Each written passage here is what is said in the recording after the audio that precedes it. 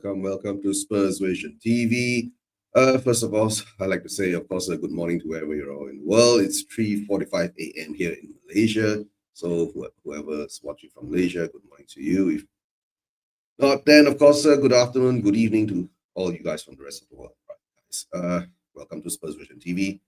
Today is going to be an exciting day, right? It's the North London derby. So I guess let's see what's going to happen from there. This game, I don't know. It's going to be important for us. It's more important for Arsenal. We're 13 in the league, guys. Right? We've dropped down one more spot because yesterday, who won? West Ham won.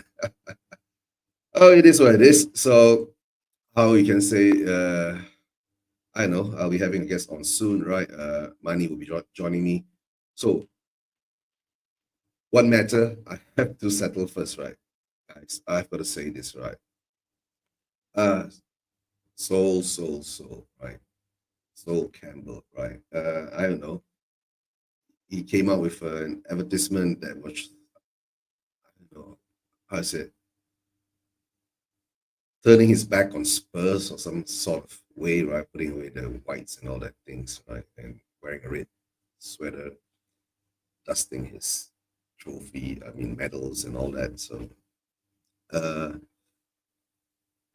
for Google phone, right? Pixel or something like that, right? So I know maybe he got well paid by them to do that because that really pissed off a lot of Spurs fans, right?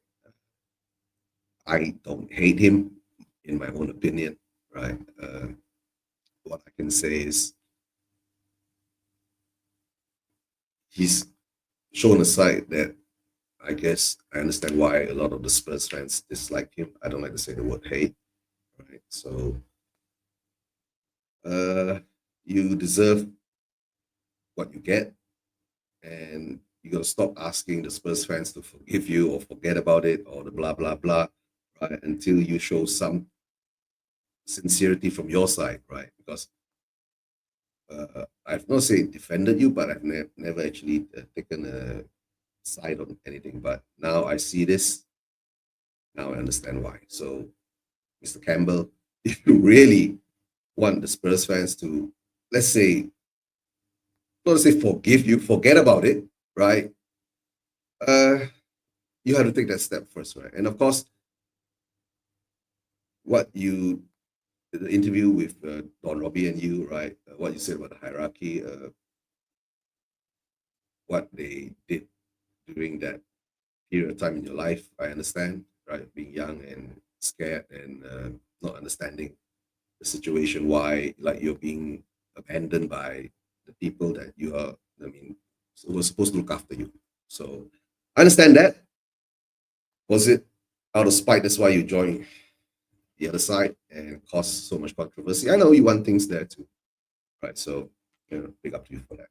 But now I think I see certain things where if you really want the Spurs fan to, some of them will forgive you, but hopefully they forget about all this and stop piling the hate on you, right? And so that maybe you move to another country and they'll forget about you. But if not, then if you're still around, they'll see you, they'll remember it, and it is what it is. So you deserve what you get, right? So that's all I'm gonna say. Right. All right, guys. North London derby today, right? I'm calling it the embarrassing derby because Spurs embarrassingly won against a non-league side in the FA Cup after 100 minutes and after an own goal. Then the scoreline became 3-0. So I don't even want to go there, right? So I'm saying I was lucky I didn't do a watch along for that game. If not, I'll be like swearing all the whole stream through, right? All right, guys. So let's look at our lineups now, right? Today, I guess to tell the truth, right? Ever since Kinski's come in, the 2 games he's played, he's put more confidence in the back line with his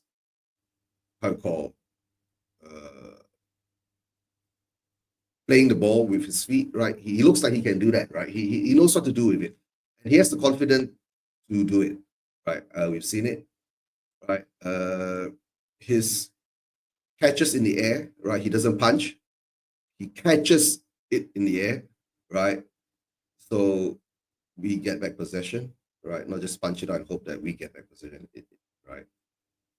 Still looks good, right, at the moment, right? And of course, the only thing I've been saying, right, is shot stopping. That's all, right? He's been tested, I think, a few times. He conceded a goal. No, he has not conceded a goal ever since he's been in at the moment, right? So he hasn't conceded a goal. So I guess he's doing okay. So that's the Liverpool game, and of course that's the Tam.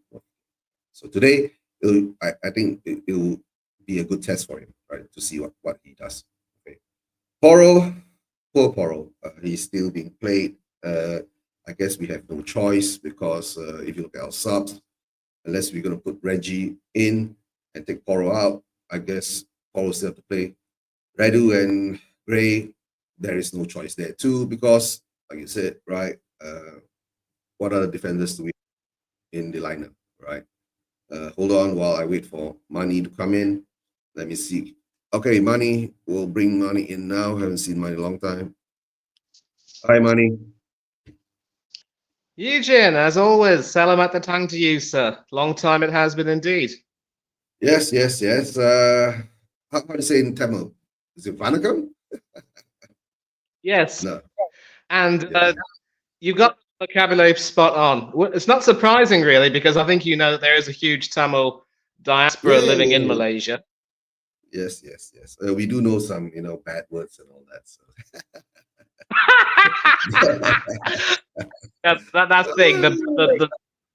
The foul language is always the first and easiest to learn, but I'm so glad that you are not using that with me, and that is to the respect that we have for one another. Yeah, that's good. That's good. No, I just started the show, right? I don't know, right? Did you see what Sol Campbell did? I did, and Yeah, too sure why Sazier would do something like that, to be honest, because you know, obviously, like I think this might be the best time to talk about it because I remember him when he made his played in his debut season for Spurs, and if memory serves me right, that was the season that Jurgen Klinsmann came to the club for the first time. And also, if memory serves me right, you had a 12-point deduction, reduced to 6 on appeal, and it kind of you because you missed out on European places.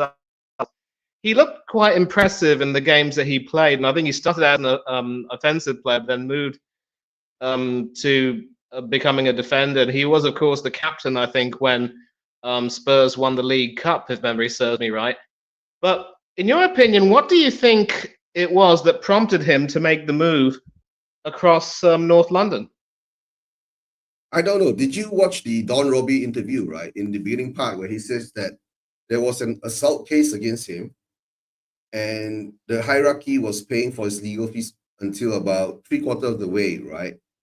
And then they said they will stop and they wanted him to take a plea deal or something like that. But when he appointed his own lawyers, right, they found out that this matter could have been solved 8 months earlier or a year earlier because it could have been thrown out earlier. So I guess he felt disappointed in that. So I don't know. All I know is during that period of time, I guess Sugar was in charge with David Pleat and maybe one more person. I can't remember the name, right? And that period of time, I think Enid was starting to take control of Spurs because he stayed until about 2001. So that incident happened, I think, in the period of it was the game against Derby or something. Something happened in the tunnel, right? And then so I guess he was let down there emotionally as a 23-year-old Okay, listen, child. this is a problem. I'll have to cut in because I can't hear you. I'll have to go out and come back, and we'll pick up where you've just left off. Yeah. Go ahead. All right, Manny's got some technical issues. Guys, actually, I'm watching the Everton Aston Villa game, right? Everton is putting a good fight, guys. After we play Arsenal, if I'm not mistaken, our next game is Everton away. So, yeah, Aston Villa is finding it quite hard to break them down. Moyes have solidified them a bit at the moment now. They still look quite good, but I'm gonna go back over to the Spurs channel. Hold on, let me change this. All right, let's get to the Spurs game. What's happening in the Spurs game? Oh, it's gonna start at 4 p.m. Not so soon. All right, guys, Money will be back soon. So while he waiting for him to come back to talk about Seoul. Okay, Manny's back now. All right, let me put it on. Can you hear me? Yep, loud and clear, loud and clear. So you were talking about the assault case, which I think obviously what you said was that Alan Sugar had something to do with it, yes? Yeah, Alan Sugar and David Teed and all that. So I think he felt abandoned at that time. So, being a 23-year-old child, right? So in the football life, I don't know, maybe mentally he was affected. So that's why when the chance came up for him to move, right? And he did say something about the interview that he said that he won't leave or anything. There was context after there was another part that wasn't added on. So I don't know. But all I can tell you, right, when he came and said all these things, right, I felt a bit for him, right? I understood. But then when he did that video, right, I mean, when he did the advertisement, they were saying, WTF, you know what I'm saying? So it is what it is. It looks like he's lost some credibility from my side, right? The feelings, or maybe some of the fans who feel it. Now I understand why a lot of fans hate him, or I don't hate him, I don't care, right? I mean, he's grown up, he made his choices. But to me, is that don't show double face, and then after that cry, that why can't Spurs fans forget about it and forgive him or whatever, blah blah blah. It's so long. Yeah, well, yeah. So we're gonna until all those Spurs fans die off, then you will know, right? Or until you pass away, then I don't know. So yeah, so I'm just taking a look at the team news. I was mentioning the Czech keeper Kinski, who's come in. He's not going to be the new Petr Cech, but he might be his own different person. And it's solid. Usual to me, right? Yeah. Yeah. Can you? Yeah. No, I say Kinski coming in now, right? To tell the truth, right? The 2 games he's played, right? Our back has a bit more composure, and I think the players feel a bit more confident with his with him having the ball at his feet. You guys, and he has not showed any blunders at the moment in 2 games, right? And he showed confidence, and he knows what he's doing. So I guess maybe that's solid. I mean, given a little bit of maybe a spark of life into the defense. Maybe that's it. Looks right? that way. Yeah, but to tell you true, we lost Radu and because Bergvall seems to be playing the 10. I wonder if Maddison will come on later and maybe have an impact just like he did in the corresponding fixture last season. Fortunately for us, there's no Georgie Porgy, so hopefully no mistakes. Yeah. Okay, let's read through my lineup, then we'll go through your lineup quickly because the game's going to start in about a minute's time, right? Okay, guys. Kinski, Porro, Radu, Gray, Spence, Desart, Decky, Bergwall, Solanke, Son as captain. I guess that's the strongest team you can play, right, Manny? Well, I mean, like Madders obviously adds a bit more to the team, but maybe Ange wants to keep him on his toes and maybe bring him on as an impact sub. Other big news is that Charleston is back. And it's very interesting to see Reguilon, the left back, coming back into the picture when everyone thought that his days were up. I wonder if Ange sees a role for him, especially given that you're still in 2 cup competitions and in Europe. I don't think Ange sees a role for him. I think Ange has just got no one else to play at the moment. So that is his problem, right? He didn't actually. Either you bring someone from the academy to fill that void, but he doesn't trust the academy, so he's put in Reggie still there. So I guess he'll still be here. Right? But okay. While that's happening, let's look at your lineup.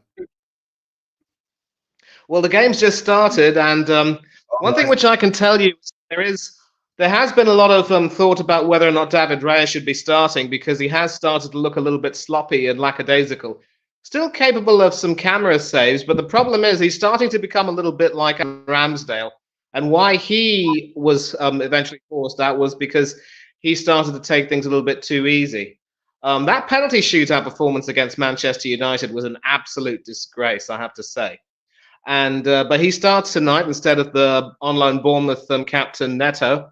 And we've got Sterling on the right wing because of Saka and Nwaneri's injury. Sterling didn't look Mhm. too bad against Manchester United, but he still hasn't quite made an impact. So it could very well be that these games where Arteta's job should be on the line could very well be where Sterling gets into action. And we've just played 1 minute. I don't know if it's kicked off where you are, but I can tell I'm you at that Declan Rice is. I'm at 30, 41, 42, 43. All I can Okay. say now is Arsenal has a free kick, right? So yeah, Kinski Yeah, kicked and it out, Declan but Rice is just about yeah. to be towards the penalty area, hoping to find Hey, Gabriel's head. yeah, Of the Spurs defense big up do Eva, man. Good morning. back with us. Yeah, good morning to Eva, man, from Hong Kong all the way. 4 a.m. just like me, suffering Spurs fan, right, Eva? Oh dear. Yeah. All right. And So what happens from this? Eva will let me know, right? If it's there a goal, yeah, I there's don't not know a if I can goal. hear you, and I can't, Uh, so I'm going to have to come back. I'll probably sort of keep dropping in and out every now and then all because of the right. way things are. Still on my mobile phone, but I have given No my worries. PC for repair. Hopefully, once that comes back repaired, I won't be using this mobile phone anymore. But I will be back, Eugene. Yeah, don't worry. Once you're back, I'll bring you back in. All right, guys. Arsenal's got the ball. They put it back, right, all the way to I think that's Lewis Skelly, right? Raheem Sterling loses the ball. Burkwell steals it from Sterling. Burkwell cuts across. Sterling manhandles Burkwell, and Spurs get a free kick in the middle of the park. And we kick it back to Archie Gray. Archie Gray gives it to Radu. Dragos in. Look at Kinski. He's halfway up out of his penalty box. My God, I guess he's gonna get punished today, right? And Kinski, oh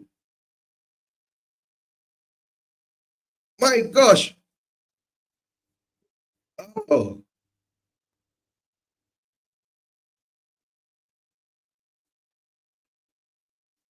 Spurs overplays again. Kinski just got his feet to it. Hey, Manny. Yep. Yeah. You see that? Kinski? Oh, he was like outside of his penalty box, right? And then we lose the ball, right? Kinski, you better wake up, right? We lose the ball too often, so you better don't play that kind of. Oh. All right, Arsenal's in control. The thing is, though, with Austin on the bench, is Forster still sick? Yeah. That is a He might as well horrible be bug. sick, right? Yeah. Okay, Arsenal's. I guess yeah, a lot of you guys were saying, right? Arsenal ain't gonna sit back like what happened in the Tottenham Hotspur Stadium. They're coming at us, right? So let's see what happens from there. Arsenal gets the ball and a back heel, cute back heel, and Lewis Kelly. Who is that? Yeah, corner. Yep, No. you That again. was just I had to close Instagram, and there was an advertisement that was playing. I can tell you, of course, that I was watching the Everton Aston Villa game. David Moyes' return to Goodison. Yeah, I was saying earlier. Yeah. Games he have managed 700 Premier League games, a huge landmark, and some really frenetic action with Aston Villa having the better chances, but not quite being able to put them away. And you've got Aston Villa in the FA Cup at Villa Park not too long from now. And we've got Everton after you guys. So yeah, I was watching it earlier. Yeah, but Arsenal gets a corner, right? And all the way, it passes all the way through. And it flies all the way through to a goal kick. So I was asking, Manny, Lewis Kelly from the youth, Skelly. from your academy. Lewis Skelly. Yeah, Miles Lewis Skelly is also very much a Hale End product, and he's been sort of brought in to sort of try and plug a gap on the left. It's quite clear that neither Zinchenko nor Calafiori can be trusted. And Lewis Skelly himself is a midfielder. So But it's yet another bloke who's inverted and who's trying to play that way. My biggest prayer right now, Eugene, is that Arteta will be sacked and we have a coach who doesn't adopt this ridiculous inverted nonsense and we go back to playing a classical left back. Sadly, it won't be for Kieran Tierney because I think a deal has been agreed for him to head back over to Celtic. okay. But you know, so far we've had most of the attack. I'm happy that Timber is back on his rightful position at right back, right back at right back. You saw what I did there, Yeah. and it could very well be that Lewis Skelly ends up starting until the end of the season. So far, he's held his own very well. He hasn't been tested. But as I said, Raya has looked very sloppy of late in some respects. And if Arsenal were to lose today and he might be at fault, he could very well end up being dropped. And I'll tell you something, these next two games against Ange and Emery, both at the Emirates, could very well see him be forced to abdicate at the end of the season. My good friend Kenny Ken, who's actually at the Emirates, has told me, I mean, made it crystal clear that if things don't improve, Arteta could end up resigning. And I think a lot of people are starting to realize that the emperor has no clothes. Arteta resigning? Why should he resign unless he's been asked to? Right. No, but listen, I mean, like, I don't know if you've obviously you might know a lot about 80s pop, and there was this pop music, and there was this wonderful song called "Give Me Hope, Joanna" by Eddie Grant, which was sort of Released. sung. Yeah, if you're blind, Arteta, can you hear the sound of drums or something like that? So a lot of these performances have seen us. Obviously, we're out of the FA Cup. You're still there. We are as good as out of the of the Carabao Cup. You're still there, and we've got no hope in the Champions League, even if we do qualify from the top 8. And I think a lot of us have accepted that Liverpool, in spite of having stuttered a little bit against United and Forest, are not going to lose the title, especially given that they have a game in hand. So, but the game is against Everton, right? So satisfaction coming, no, I understand, but guys, why is this season like Arteta is doing the inverted fullback? We are doing it. I mean, we of course do the inverted fullback because of Ange, right? So that's who we are, mate. But at the moment now, we are like holding our own against you, defending okay. Apart from that few early scares, the game seems to have come into a rhythm where you guys get hold of the ball and attack, and we try to break on the fast one, which is actually, to tell the truth, right, how we beat the better teams like that. Yeah, but a very big chance. You're going to see it right now, obviously, and yeah, I know. Just Eugene, we're knocking on. Just as long as we're not 1-0. I mean, come on, we're Spurs, right? We don't defend well at set place, right? So yeah, and of course we're not called. But this Kinski is strong. Look at that. Yes, Kinski got his hand to it. Yeah, and I mean, once again, Gabriel trying to make things happen, and he was, of course, the bloke who scored the winner at the Tottenham Stadium not too long back. Yeah, but have you not noticed, right? I've noticed how you guys take corners. All your players go all the way to the far back, right? And when the ball comes in, you'll rush into the penalty area.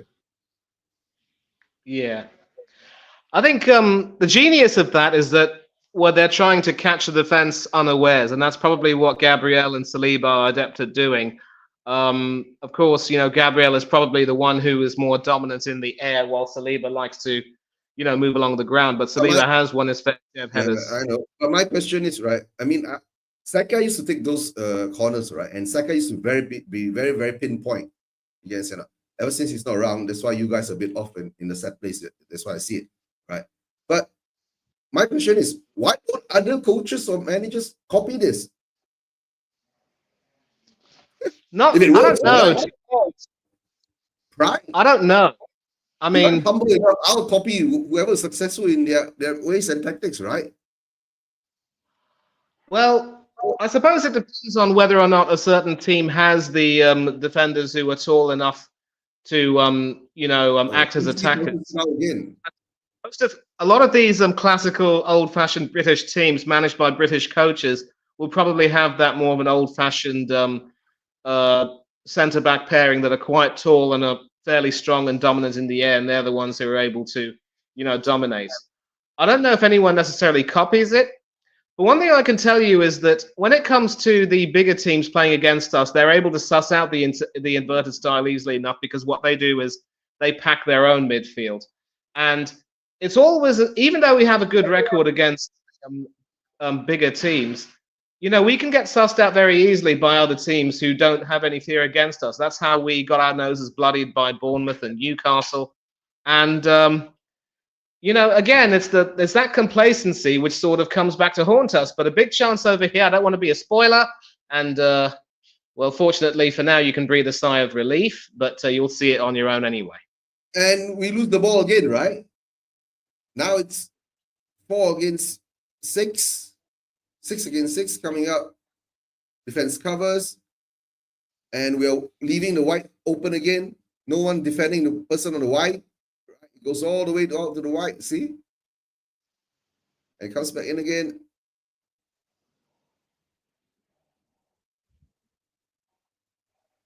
And this is one of the reasons why I don't want to, commentate before you do, because obviously I don't want to be a spoiler.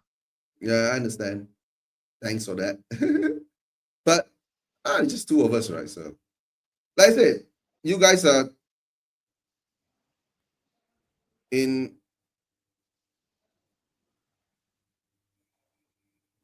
the danger. Do you feel that you guys are going to score soon? We should. I mean, normally what happens is that we spend time huffing and puffing and not blowing the house down until about maybe 25 to 30 minutes into the game. That's sort of par for the course with us. And I will say as well that you don't really have your best central defenders still. I mean, how long Of do you course, think it's going to be before Kuti and Mickey back into the picture? February, one end and one mid or something like that. Right. No, that's why the Ants was stupid enough, right? To put both of them against Chelsea. What a dumbass.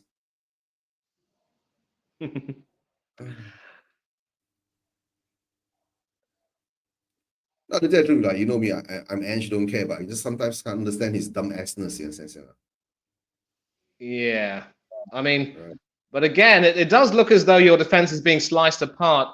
The only problem is we're not able to find that killer ball into the penalty area. And even when we have been able to sort of have a shot on goal, we haven't forced Kinski into a save because the cavalry has rode in at the last moment to save the day. But this can't continue for very long. And I think Arteta has pretty much made it clear that Dragusin and company. Who's the other central defender in your team? Archie Gray. Archie Gray. Yes, that's right. Yeah, the Ed, person that we brought to play center midfield, as I've been saying, right, this year he's not going to play anywhere near midfield. He's just been brought in as the excuse because we didn't buy any defenders in the summer. And pick up Eva, man. Yeah, they're looking like they're going to score soon. Yeah, Eva believes that Arsenal looks like they're going to score soon. But Mani is saying that, you guys seems to like no teeth, right? It's like gumming against a piece of meat like that, right? yeah. I mean, obviously, without Saka and Waneri, we do look a little bit weak, but this is a chance for Sterling to try to exert himself. At the moment, though, it seems to be Rice sort of dictating the play and Partey also playing his role. So our midfield is somehow, a bit surprisingly, bossing your midfield at the moment. Yeah, but but the rule is that if they play advantage, there's no yellow card. But loses the ball that way. But the thing with Spurs is, right, we keep losing the ball.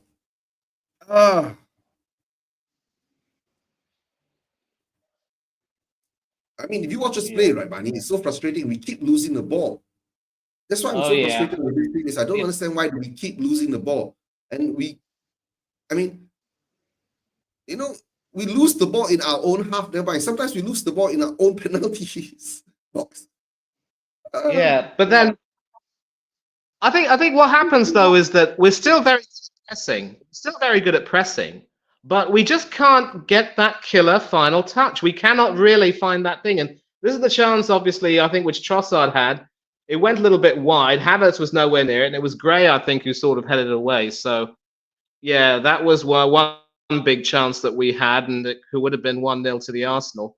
But your Offside. defending so far has been, and Kinski's put himself into a spot of bother there, but he's recovered brilliantly. And I think this is the problem. If you want to play with your feet, you've got to be very careful of the people who are, surrounding you. And yeah, you'll see that for yourself. And you said that Kinski hadn't made any blunders. There's the commentator's curse for you right there.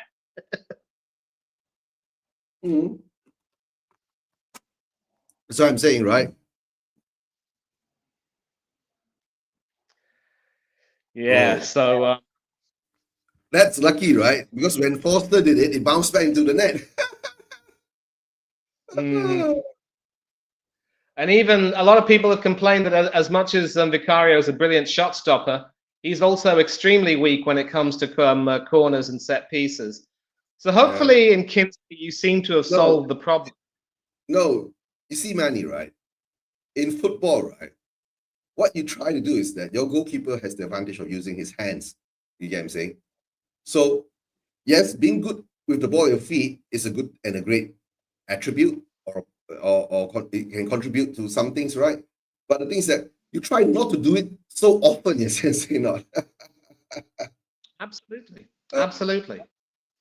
And that's one of the So, reasons why, I don't have time for these goalkeepers who like to showboat and play with their feet and, prove that they can be auxiliary outfield players. For me, I grew up watching, obviously, David Seaman, and I do remember Eric yeah, Torstvedt as well, who probably one of the best goalkeepers that Spurs had, I would say. yeah. I mean, I was too young to watch Pat Jennings, even when he played for Arsenal. I don't think I was even born then, maybe. I mean, I might Mhm. have been. He joined probably before I was born, but I couldn't watch any football, obviously.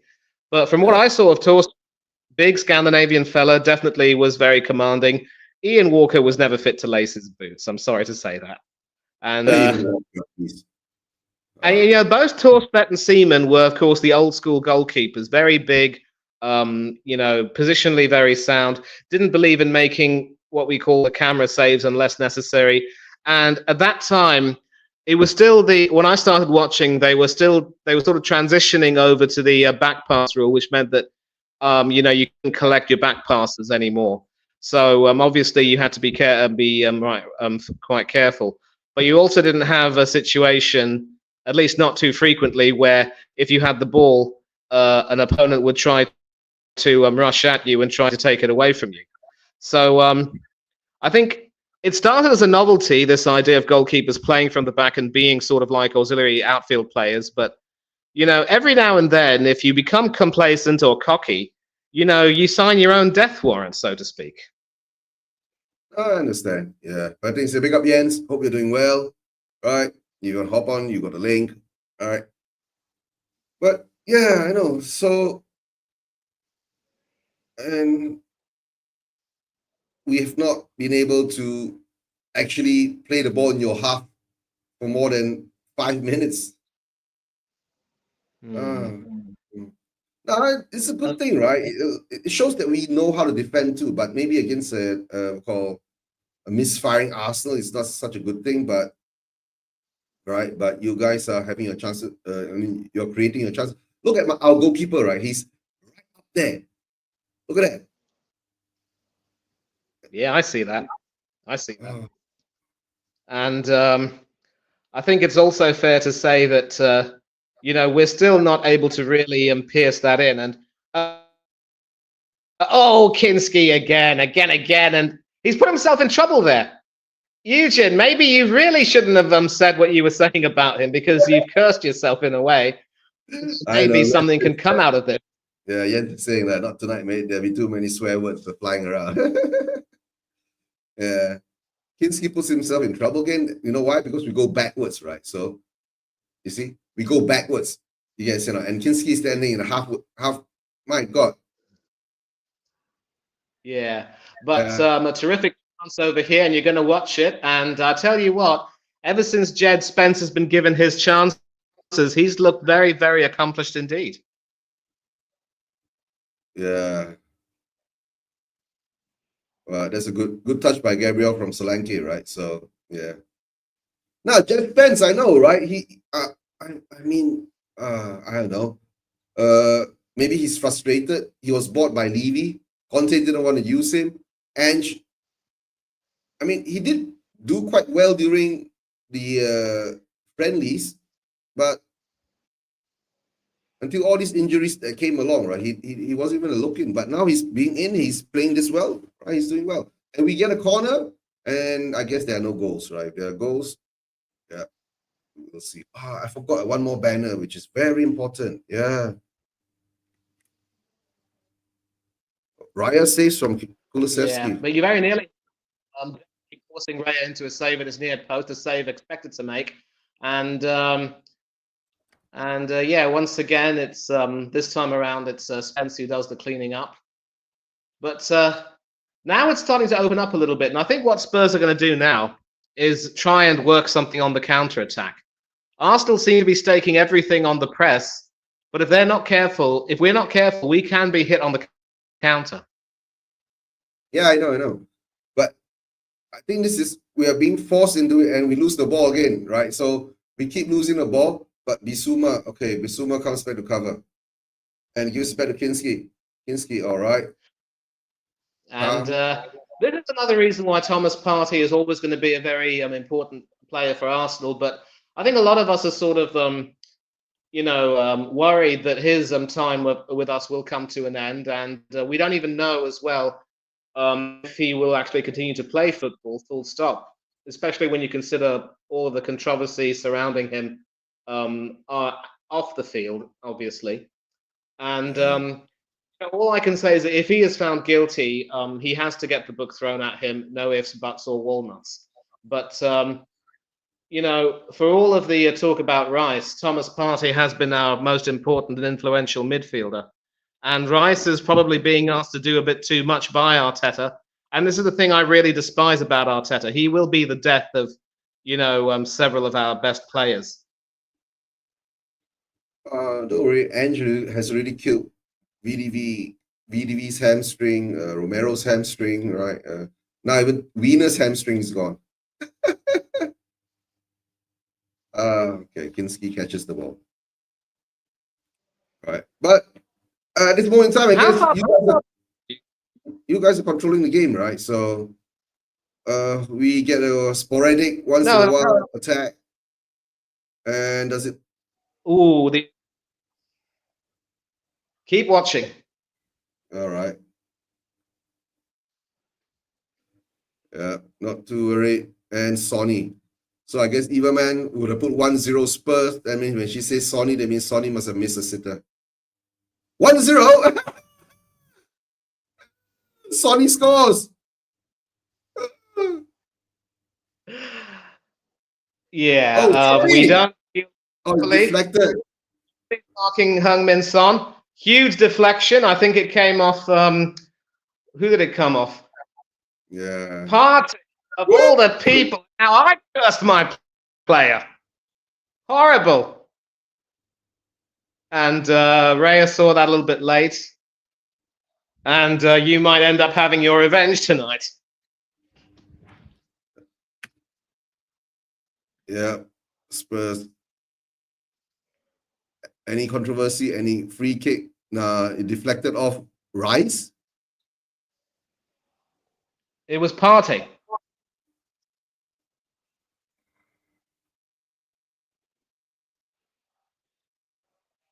It deflected off Partey. Deflected off Partey through the legs of. Through the legs of Partey, and it sort of. I think Raya was sort of unsighted, And I want to check the scores from the other games. Trying to refresh it at the moment. All right. Okay, Newcastle are ahead. Not surprising. Um, A name. Yeah, yeah, Half time. yeah. It's 0-0 at Goodison between Everton and Villa, and Villa need to win to go above Bournemouth to 7th in the table. And they've started to drift a little bit, but they are doing brilliantly in the Champions League. Yeah, Newcastle are 1-0 up against Wolves, and it's goalless at the King Power Stadium between Ruud van Nistelrooy and Oliver Glasner. Mm. All And right. of course, there are two Spurs leading ex. 1-0 at Emirates. All right. Bissouma gets the ball out. And of course, Leicester have two ex-Spurs players in Harry Winks and Oliver Skipp playing for them. But Leicester will have a really tough job to avoid relegation this season. There might be at least one or two teams worse than them. Southampton are out of the picture, cut adrift completely. And yeah, so Spurs are getting stuck in, and I think that whatever they're trying to do, it's working. But in the second half, I do predict that Maddison and maybe Richarlison could come on, and that will probably add a little bit more to the offense. But I wonder if we take a look at your lineup, who do you think might come on to strengthen the central midfield and stop you from losing the ball all the time? No, at the moment, I will just let it be as it is. You can say no, because no matter how much you're dominating, right, you still don't have the cutting edge. So I'm not that fearful of that, right? But the midfield at the moment, of course, if we're going to change, I know if you see, Madison is more of a creative to attacking kind of style. So now we're 1-0 scoreline. I want to see whether we can actually sit back and, absorb the pressure and go get one more on the counter. Right. Yeah, but the problem is, I think you can agree with me that Radu is not necessarily the best defender. Archie Gray is still very green, pun intended. So, Yeah. I think Arteta has spotted a few weaknesses in that defense and will have told his attackers to sort of attack them. And Sterling also trying his best. I think his best days are well behind him, and Sterling has definitely dropped in value. No longer in the England picture, of course. And this is another thing. Our transfer business has been abysmal. I know you're going to say you haven't exactly bought very well yourselves, but you've always been able to have those one or two purchases which outshine whatever we've managed to bring to the club. The less said about Mikel Merino, the better. I thought he would actually be good for us for his role in Spain, but the truth is he was a bench warmer. He scored that golden goal against Germany. He has had one or two goals for us, but apart from that, he's been absolutely abysmal. There's been talk about us having secured the services of his ex-Sociedad teammate Zubamendi, but we Oh, still are yeah. no closer to the striker, for Pete's sake. That's what I mean. Okay, I was on Lucas' show yesterday. Was it on Monday? Right. I told him that, right? You guys need a striker, but somehow or another, there's no news of you being linked to one. So I don't know. But we are linked to like Moani and whoever else. So yeah. But what do you And one think? thing What do you think? Okay, now we're 1-0 up, right? What do you think Arteta needs to do? That is the big question.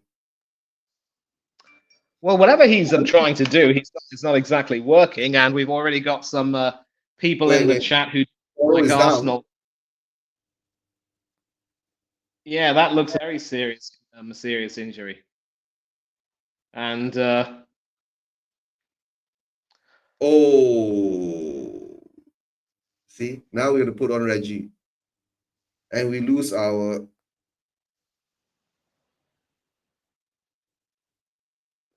is that Spence who's down? No, Poro. Oh, Porro. You see, Spurs players, right, who are overused. I don't know what to say anymore, right?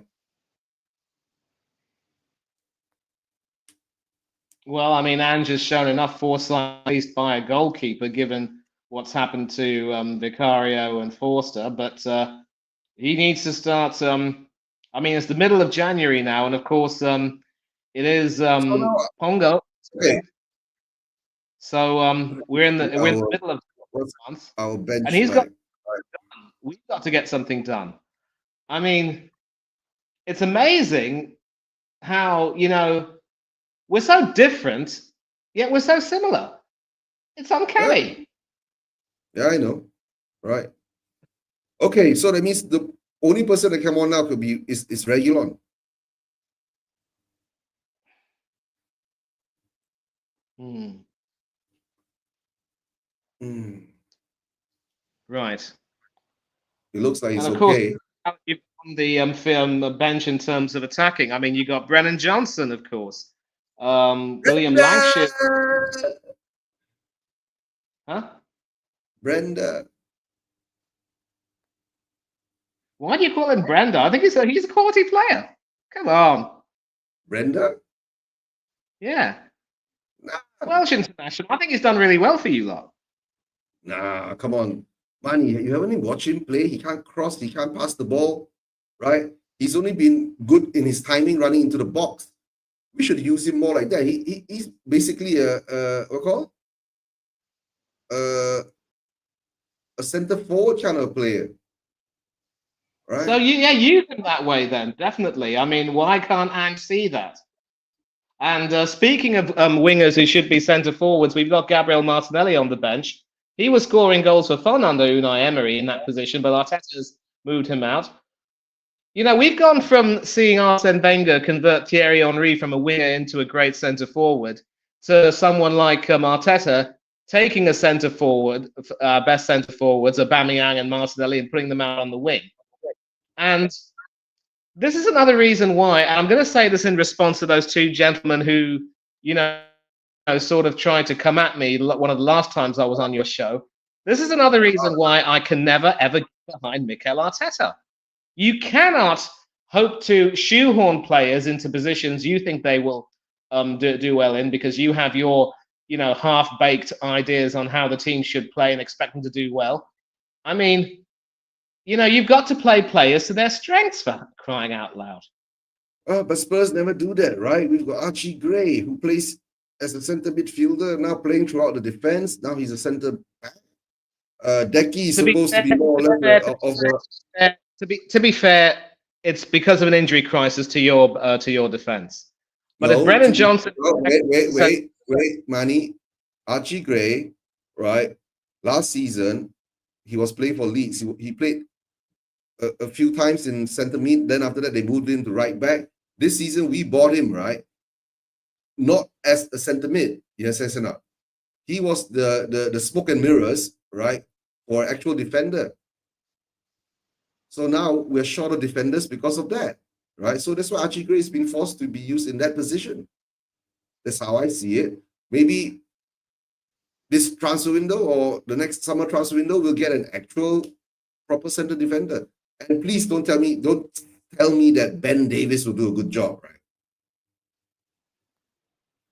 I'm not gonna say anything, but I mean, also surely we criticize Arteta for the signings because he has the say, and he was definitely influential in bringing, Yeah. what we call number 29 to the club, our number 29, that is.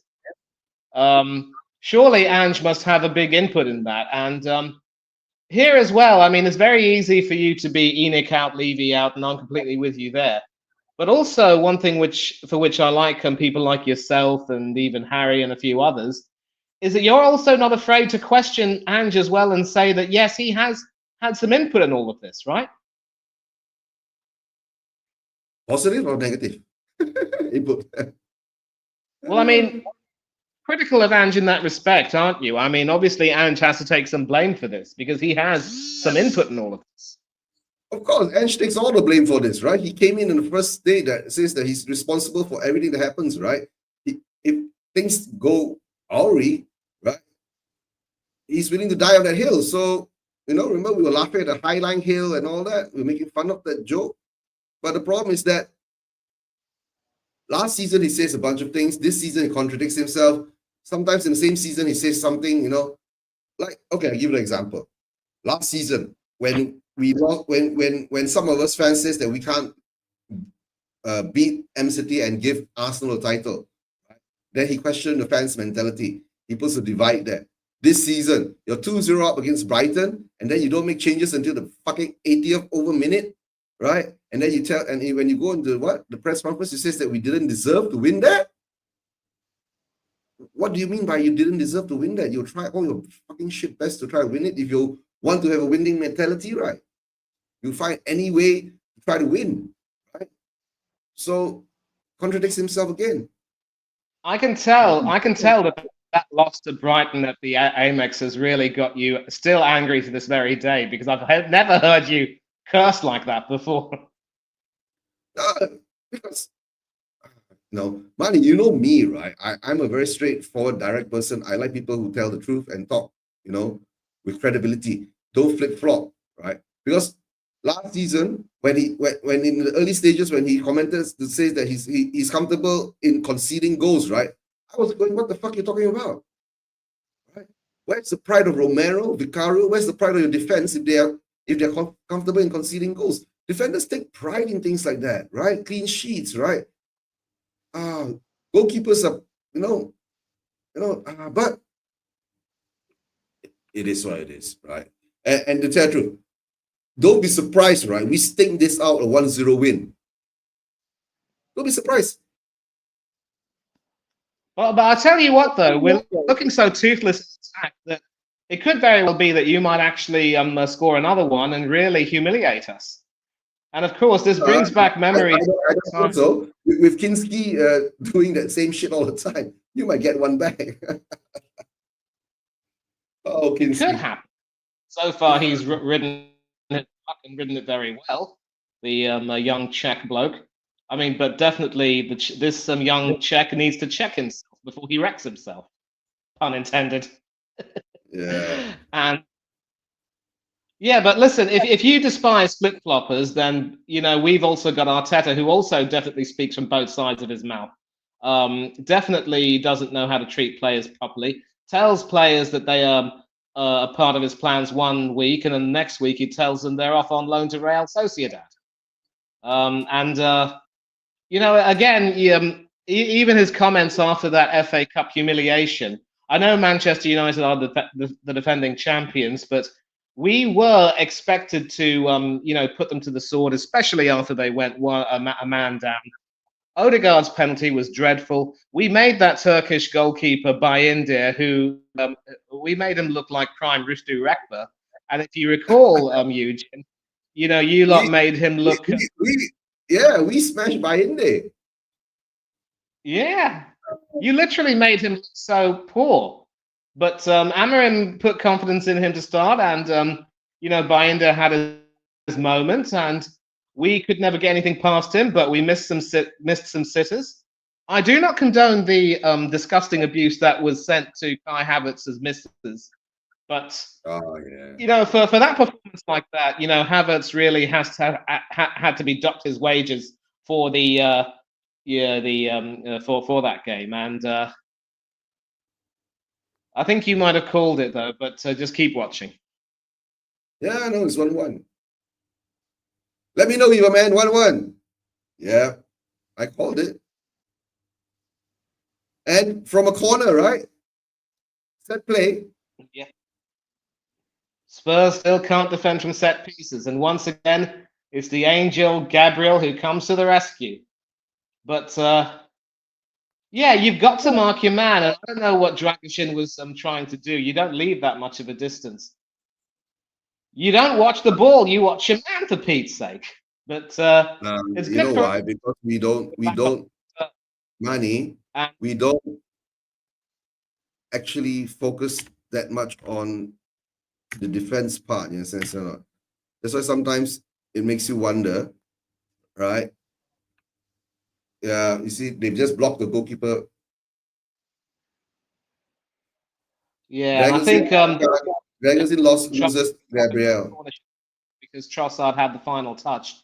The only question was, did it cross the line before it hit Trossard? VAR should possibly have intervened. But My God, it's VAR an didn't. own goal, bro. Huh? Handball by Solanke.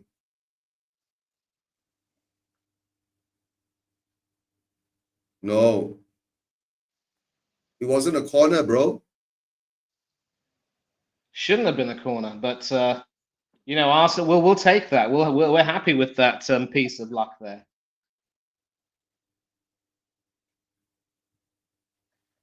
I mean, maybe if you lot manage to get a win out of this, Ange might have some goodwill going into the cup games.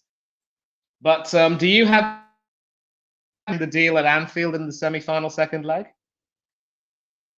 Oh, Anfield. Apart from this stadium that we're in now, right? We don't have a good record there. And to tell you the truth, I don't know. I've been saying, unless Liverpool's form, right, suddenly takes a big dip, then I don't know. We can't defend, you can see, right? One set piece, but it should have been a corner. It is what it is. The ball's gone in. Yeah, but Raya will get it. Guys, we'll go into the. Why can't VAR look back and cancel that out? That's my question. Shouldn't VAR be should have looked.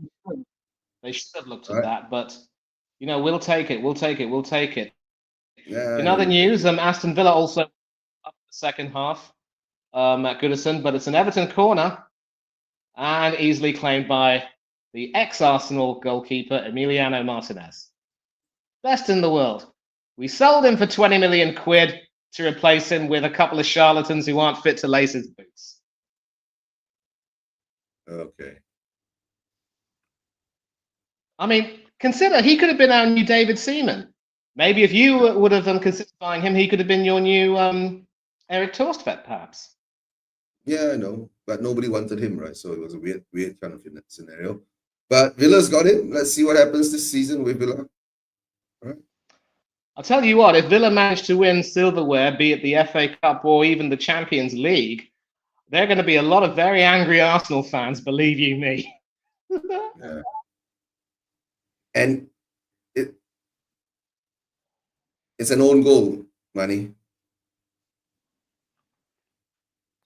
What's an own goal? Your goal is an own goal. And Solanke. Yeah, came off Dragoshin. He came off Solanke. He came off Dragoshin and bounced onto Solanke and went in. Right. So again, this is why you've got to get your defensive bearings right and just keep watching, sir. Yeah, I know. That's what we do. We lose the ball again. You see, we lose the ball again and we get punished. 2-1, Everman says, oh, and Trossard I don't know what's up. He seems to be overawed by the occasion. Maybe, yeah. So, shot stopping, not too good for the young boy now. Oh, that went right through him. Yeah. Did it bounce? I think it sort of had a bounce, hit his left hand, and then went in. And then you got shot celebration right now. Yeah.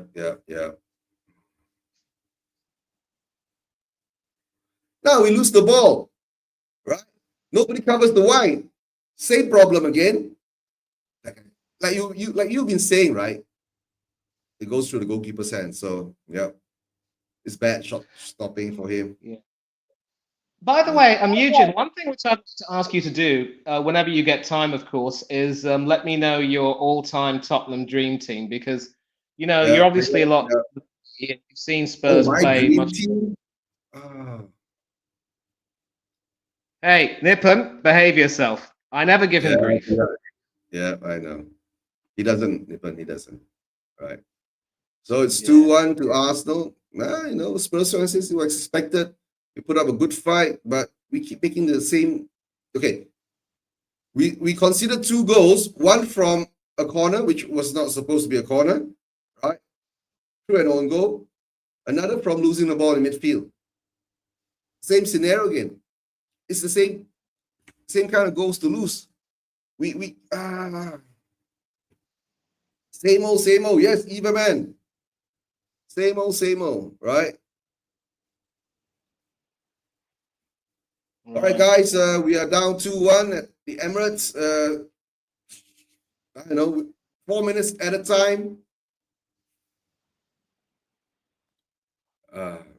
Do you know, right, Manny? I think if we lose to you guys and Manchester United, right, win their game, right, we'll be 14th. Right. Before the end of the year, I predicted that we'll be in the bottom half. And then I did say too, right, if we do not improve our league form, relegation battle on the way. We're getting really close to the bottom half of the table, right? Yeah, but to be fair, I did say that if Aston Villa were to win some silverware before Arsenal, it would really make our fans angry. Oh, yeah, I know, yeah. Say that he usually wins something in his second season. So, for what it's worth, you are a game away from a League Cup final. It's a tournament you do enjoy playing in. No, but you did ask me, right? Playing at Anfield was, I have to tell the truth, right?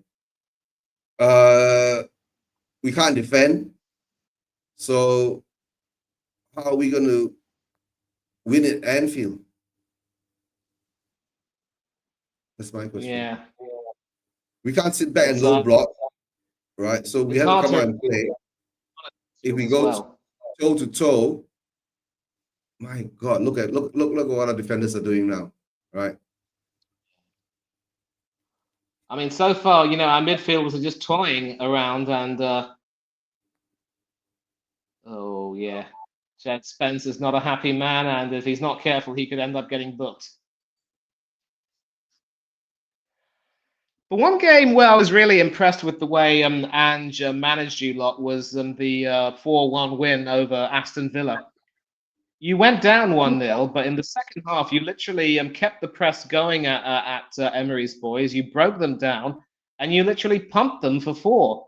I wonder why can't Ange look back at that as a sort of a blueprint as how to maybe attack these teams in the second half. Manny, the thing is that, right? No, I think Ange's style of play, right? No player can actually sustain it for 45 minutes and get away with it. You get what I'm saying? So it takes a lot out of the players. I don't know. Or it's that moment in time, everything was in sync for him, right? Because apart from that game, apart from a few games this season, right? Like you're talking maybe the West Ham game, the Aston Villa game, the Manchester City game, the Manchester United game, right? Out of 20 games, they look good. But when games like these type of games, we go 1-0 up and we can't defend. And to tell the truth, it is what it is, right? If we sit back and let you guys come at us, and to tell the truth, we've lost our 2 main center defenders, right? And to tell the truth, right, after Poro's twist, maybe we should have, I don't know, stopped him instead of kept him on, right? So what else can I say? Right? Yeah, well, Ange's now going to have to start to be proactive. Otherwise, it'll be a repeat of what happened at the Amex Stadium. I mean, that was, I have to say that I was impressed by the way you lot played that game prior to that collapse. And when it happened, I was thinking to myself, poor Eugene will literally be ripping his hair out. And even now, you're still effing and blinding over it. But listen, I'm not going to give you any grief. I still think that, Ange can do something. And listen, for what it's worth, if you do manage to win silverware, I mean, you can't not let him go. Although, as Manchester United found out, winning silverware is not a guarantee that things will improve. No, to tell the truth, right, Manny, I told you before, right? We do win silverware, right? It doesn't matter even we get relegated. I will take it. I'm very honest with it, right? But the thing is, at the moment now, right? Do you think we have the capability of winning silverware with this type of style of play, right? Maybe a one-off cup game you can come up with a tactic to do something about it, but beyond that, I don't know, the league is the thing that shows what levels you're at. Yes, and in the cup games, you might get away with it because it's a one-off thing. But the League Cup, there's a second leg. So in that second leg, we still do not know, right? What kind of team that we're going to play, whether our players are back from injury because it's early February, not late February, right? And I don't know if luck is on our side. Maybe Liverpool will run into some kind of a blip, right? Drop a form. Players get injured or get tired, right? Fatigue. I don't know. But yeah, now it's this game now, right? I don't know. Were we trying to low block you guys? I don't think so. Or maybe just we couldn't get out from the back. That's why you guys have domination of the ball. And every time we get the ball, we lose the ball. That's the problem, right? And losing the ball, right, has not been a one-off kind of thing. It's been like every game I see the same pattern, right? Like what Everman says, same old, right? And that's what worries me, right? exactly. I've actually switched over to Goodison Park, where Villa is still 1-0 up, and there is still a bit of time left. And credit to Aston Villa, they've so far managed to hold out for a clean sheet, but there are 25 minutes left. And the thing about Aston Villa this season is that their game management, when it comes to the closing stages, has been nothing short of abysmal. They're going to always complain that some decisions should not have gone against them the way they did. But still, certainly against teams like Forest at the City Ground and a few other games as well, those were games that they should have won, and they ended up dropping points. And of course, you did pump them for 4 at the Tottenham Stadium. So when you go to play against them at Villa Park, you should be able to find some ways and means of being able to attack them. But having said that, they just recently signed Daniel Malen, who's now in the stands at Goodison watching his new teammates play. And, I don't know if you can hold out much hope of really withstanding their attack, even with John McGinn not available today, but he might come back. And about Ollie Watkins, obviously. I wonder if you at least hold out some hope for that, though, because they are still a shambles defensively at times. No. That's the FA Cup, right? At Villa Park.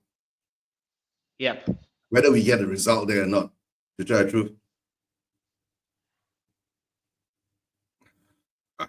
truth. At the moment now, I can see the writing on the wall since last season. When after the 10 games, we started to regress, right? And sometimes the improvements look like they're there, but sometimes it looks like they're just papering over the cracks. Yep, I feel you. I completely understand that. And that kind of was almost the way it was with Emery, because, in his first season with us, we'd reached the Europa League final, and we were 2 points off the top 4. But we should have secured top 4 but the team ended up, completely capitulating, and you finished in the Champions League. You finished above us in the table, and that season you also made the Champions League final. But things went south under Emery over a period, and then it was decided that he had to go. And I was okay with that, although I have nothing but respect for the guy, and I think he's rebuilt his reputation wonderfully over at Aston Villa. But why the same courtesy the same ruthlessness would not apply to Mikel Arteta, I will never know. And my theory is that, people sort of love the fairy tale of an ex-captain with no real managerial experience, but someone who served as apprenticeship, supposedly under one of the greatest, coming back to his former club and helping them do well. I wouldn't have minded if he had gone back to Everton, because frankly, he's more of an Everton legend. But, Arteta's been given so much rope.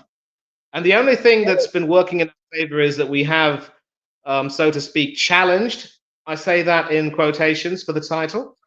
But this season, we started to fall away. And the only reason why we're not completely out of it is because Chelsea have also started to slump very badly under Maresca. Leicester fans will remember only too well that slump he had before eventually getting his act together and taking Leicester over the line in the Championship. So, just in case you think that things are horrible at Spurs, I would say, to be honest, things are only marginally better at Arsenal, but a large number of fans are starting to see, as I said, that the Emperor has no clothes. And there could be some big changes at the end of the season if things don't improve. And Aston Villa with the ball in the penalty area, but he's forced wide. No, money. Arteta's been there 6 years, right? Spent nearly what, £1 billion, 800 to 700 million pounds, right? Close to 800, I would say. Yeah, close to 800 million pounds. So if it doesn't work, right? If it's time, it's time. He's got 6 years. Yes, yeah. But at least he has shown some progress, right? You've seen his progress, but now there's a dip, right? But with our manager, yeah, he's been here 18 months plus. He spent about 300 million pounds already, right? Over 300 million pounds. But we seem to be regressing. But the thing is that a lot of our fans have manager PTSD, right? And they're willing to take the chance. So we deserve what we get, right? And if we're going to be in a relegation battle, we'll be in a relegation battle, right? The only thing is that, will Levy take it? Will Levy be able to withstand this? To be fair, though, I don't think I can remember the last time a Spurs manager had you in a relegation battle. I mean, obviously, I remember, the days in the early 90s. I think it was after you won the FA Cup. Last time we were in a relegation battle was in 2009, if I'm not mistaken. The 9-10 season. Yeah. We not actually the relegation battle, right? We won the League Cup in 2008, 2009. One day Ramos brought us down to 19th, or were we 20th? And then Harry Redknapp came in or something like that. Yeah, and Redknapp came and rescued you and took you back into the Champions League, if I'm not wrong. And I also remember, I think it was, I don't quite remember who the manager was. Terry, I don't know if it was still Terry Venables. He might have left after the FA Cup win. But the season after that, you lot were doing really, really horribly. You had a poor away record. And that was not too long after, that was the season the Gazza had already left to join Lazio. And I think that was also Gary Lineker's final season at Spurs before he moved to Japan. And so you've had to sort of rebuild from that. But that was a horrible season, I remember. I don't quite remember who the manager was. I don't know if it was Venables or someone else. Yeah. Manny, you go in for a while first. I just need to wash my hands because I just ate an orange. I'll be back. Okay. And once again, I have to applaud your commitment, and I will say this to everyone in the chat, the commitment of Eugene to sort of do a stream close to 4 o'clock in the morning, Kuala Lumpur time, and stay until about 6 o'clock his time. It's just amazing in many ways. And we're still at halftime at the Emirates Stadium. I am watching the action from Goodison. And it's amazing, of course, obviously watching a lot of these games, how with the upcoming fixtures, everything is just so interconnected. Obviously, you Tottenham fans will be facing Aston Villa in the FA Cup, and we've also got to play Aston Villa this weekend. Unai Emery coming back once again to the Emirates Stadium. Maybe he could, haunt us again like he did last time around. If he does, then there are going to be more, wails and gnashing of teeth, especially from those cretins at that fan channel, which will not be named. But so far, Villa are trying their best. They're deep in the. They're sort of stuck in their own half at the moment, and they're trying to get the ball out. And Cash going down there under a challenge from in the A. I think that's how you pronounce it. And I think it's an Everton corner now.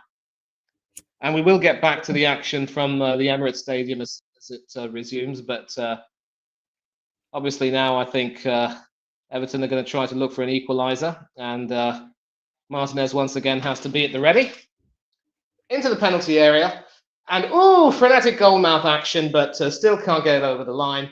And Aston Villa somehow managed to clear it. And we're into the last not quite into the last 15 minutes, but I'm going to sort of change the channel. And we're still not back at the Emirates as of yet. But Everton are still relentlessly attacking, and they could possibly score. Whipped into the penalty area, but Branthwaite is blocked, and Cash has the job of trying to hack it away, which he does, but only for a throw-in, somewhat closer to the halfway line.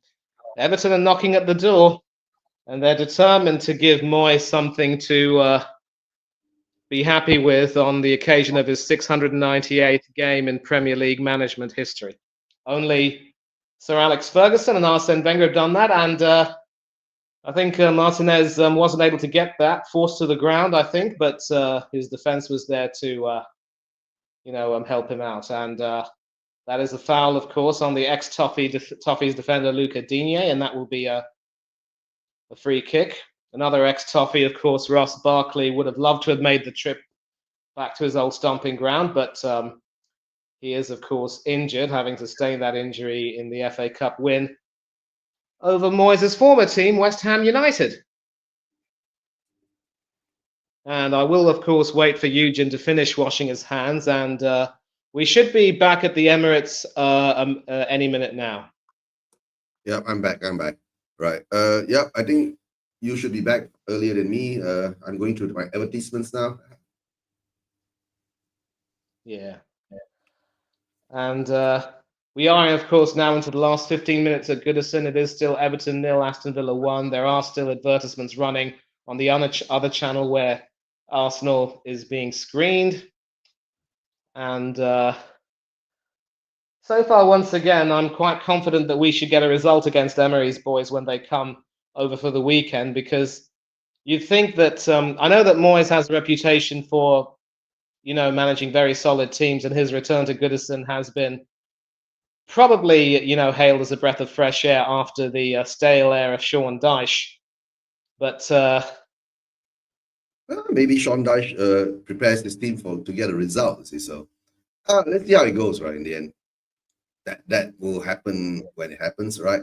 But at this moment now, yeah. Manny, do you think that you guys can get another goal, or do you think we will get another goal?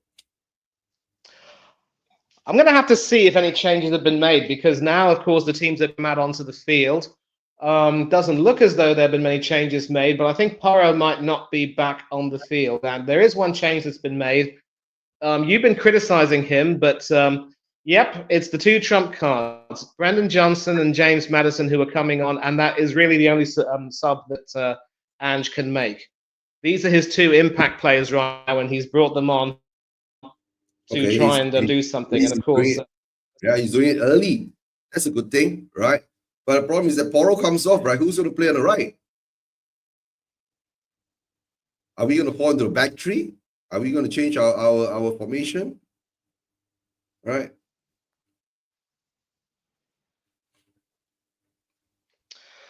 Well, it will remain to be seen, but Ange has shown that at least he's proactive enough to at least pretend to take this seriously.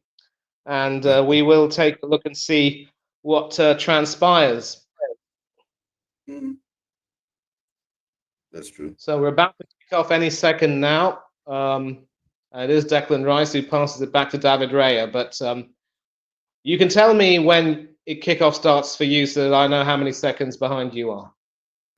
I'm still, I think I'll be about 30 seconds behind you.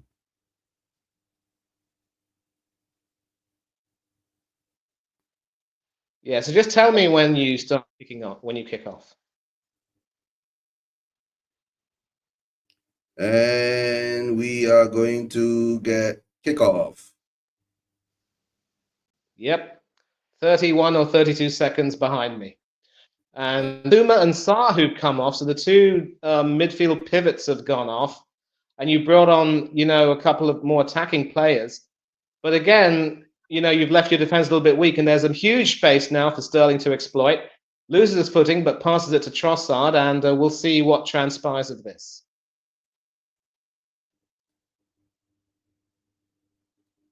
All right, game's back on. Now to see whether Spurs can get an equalizer and, my prediction of Desmond Tutu.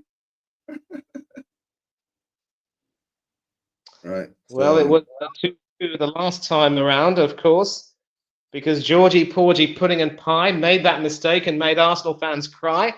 And because you yeah, Spurs came out to play, that's 2 precious points we have thrown away. yeah.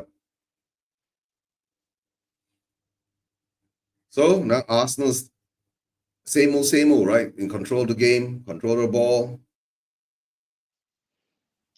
But here's the thing, we've also shown of late, especially earlier this season, a very nasty habit of getting a first half lead, but then sitting back and doing, jack all.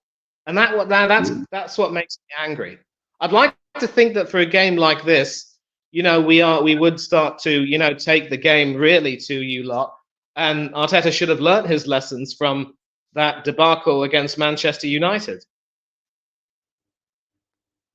Okay.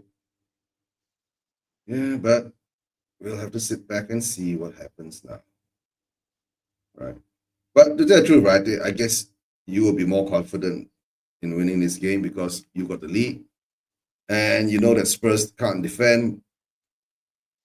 Like I've been saying, right? Take a number, please. Dr. Tottenham will see you. Right. Some other score updates. Newcastle were 2-0 up, and I think they're checking to see if there was an offside. If there's no offside, they should be 3-0 up against Wolves. And Newcastle are literally doing well. And so even if you do manage to get past Liverpool and make the League Cup final, in all likelihood, you'll be coming up against a red-hot Newcastle team. Sonny and Yeah, Cher at Wembley. But Newcastle are going to be very hot indeed. I know. I know. Okay, let's see what we can do now.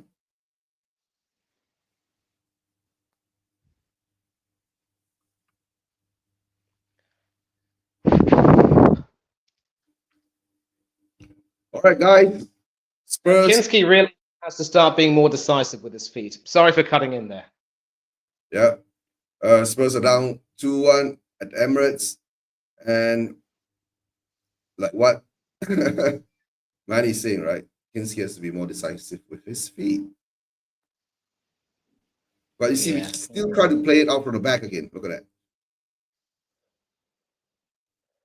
that.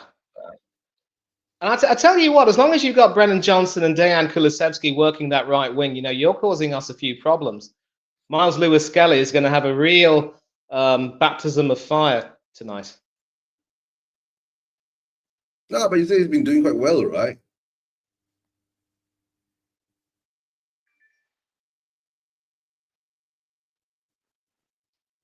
Yep. Brenda gets the ball, passes it to Decky. Johnson to Porro. Madison. And you've also got to give Hung Min some credit. He's still trying to make a lot of things happen, and now you've just grown a bit stronger offensively. But we can now still hit you on the counter, so I think the roles might have reversed a bit. No, I guess now with the lead, right? Arteta will sit back, right? Yeah, and that's the irritating thing. Yeah, because if you sit back too much, you can be definitely hit. And there have been times when our decision to sit back has cost us a great deal. That's true.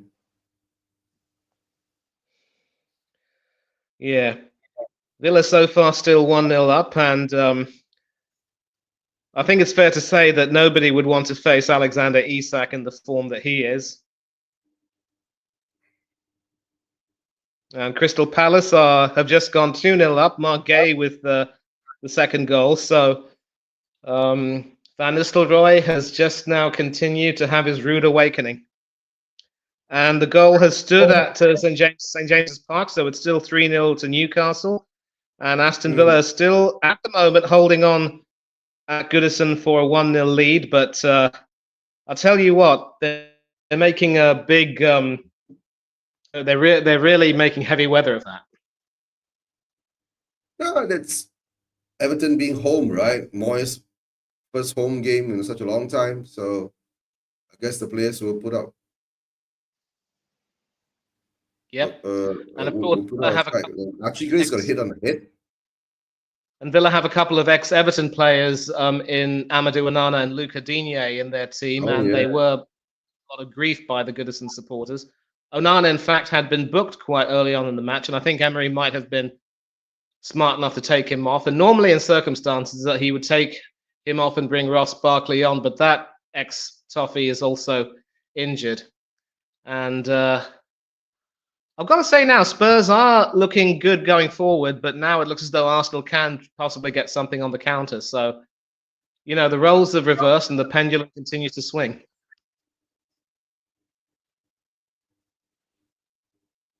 And into the last few minutes at Goodison, it is still Villa 1, Everton 0, but Villa need to get themselves a second goal, otherwise that's it. They're still going to be, you know...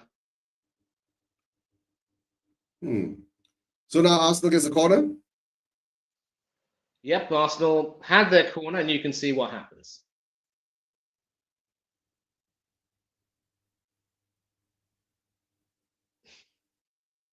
Don't tell me 16. you're gonna score.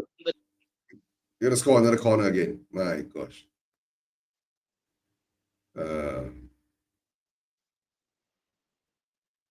60 million down the drain. Kai Havertz misses again.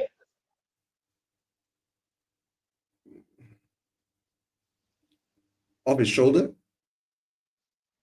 Let's have a look. The head. But couldn't get it on target. Goes way off the top of the left-hand post, right? Now Spurs are attacking again. So I guess this is going to be a trend now. Spurs are going to attack and Arsenal going to defend.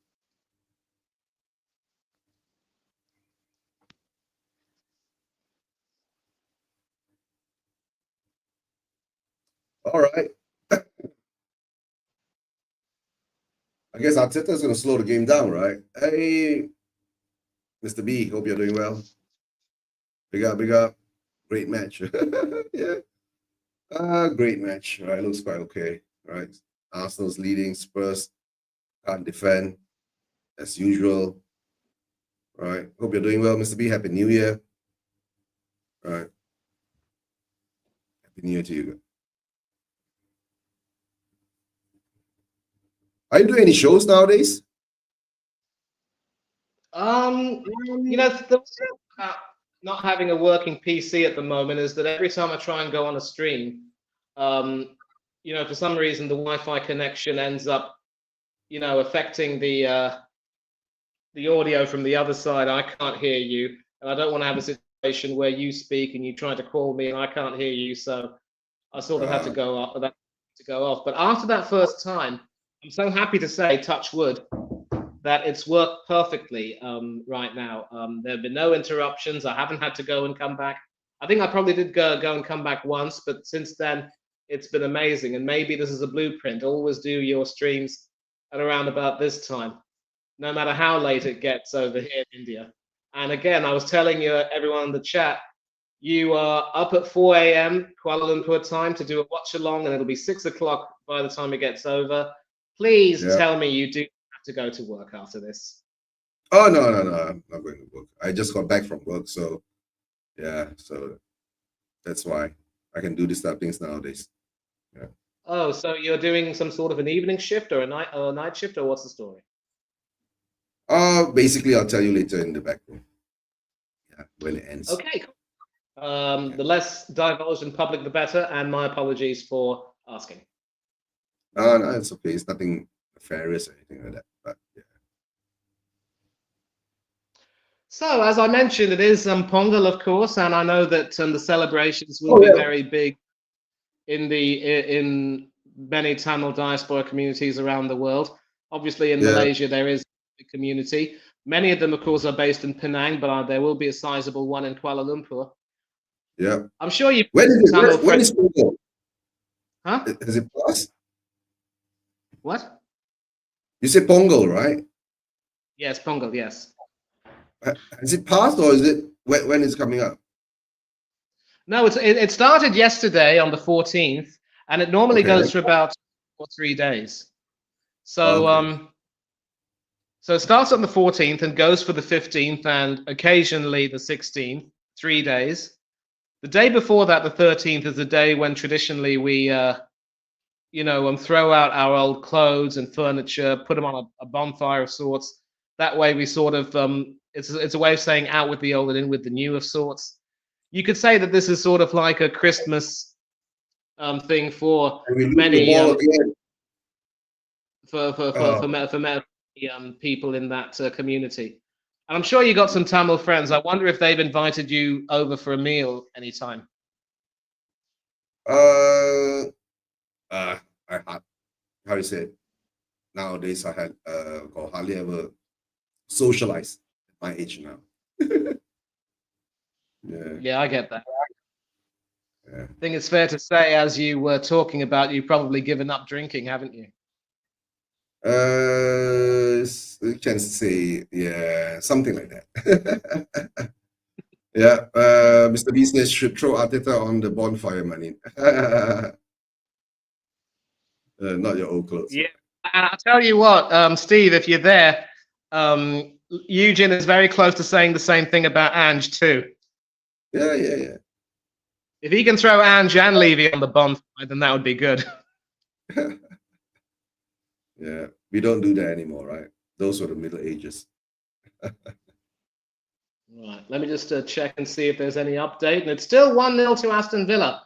So they could end up getting a clean sheet, but at the moment, Everton are camped in the Villa half, and Villa trying to get out, and they're into 4 minutes of stoppage time there.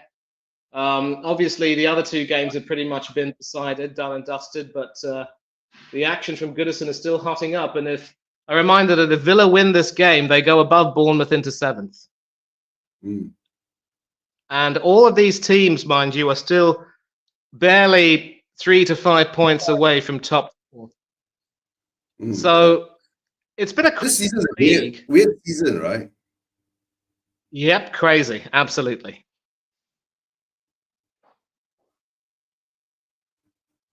Solanke loses the ball. We lose the ball all the time.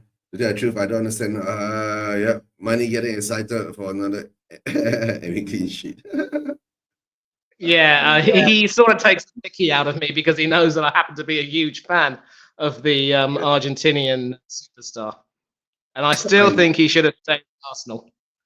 And that's another reason why I started to really hate Arteta, because, after the performances he put in, you can't not reward him with the first team jersey. Otherwise, if you don't do that, it's just jobs for the boys. Come on. We can't defend. Look at that. Look at our defense, right? Yeah. And it looks as though Martinelli will be coming on. Does he come What's on the for penalty? Sterling, or does he come on for Trossard? No penalty, I think. Oh, he miskicks it. Yeah.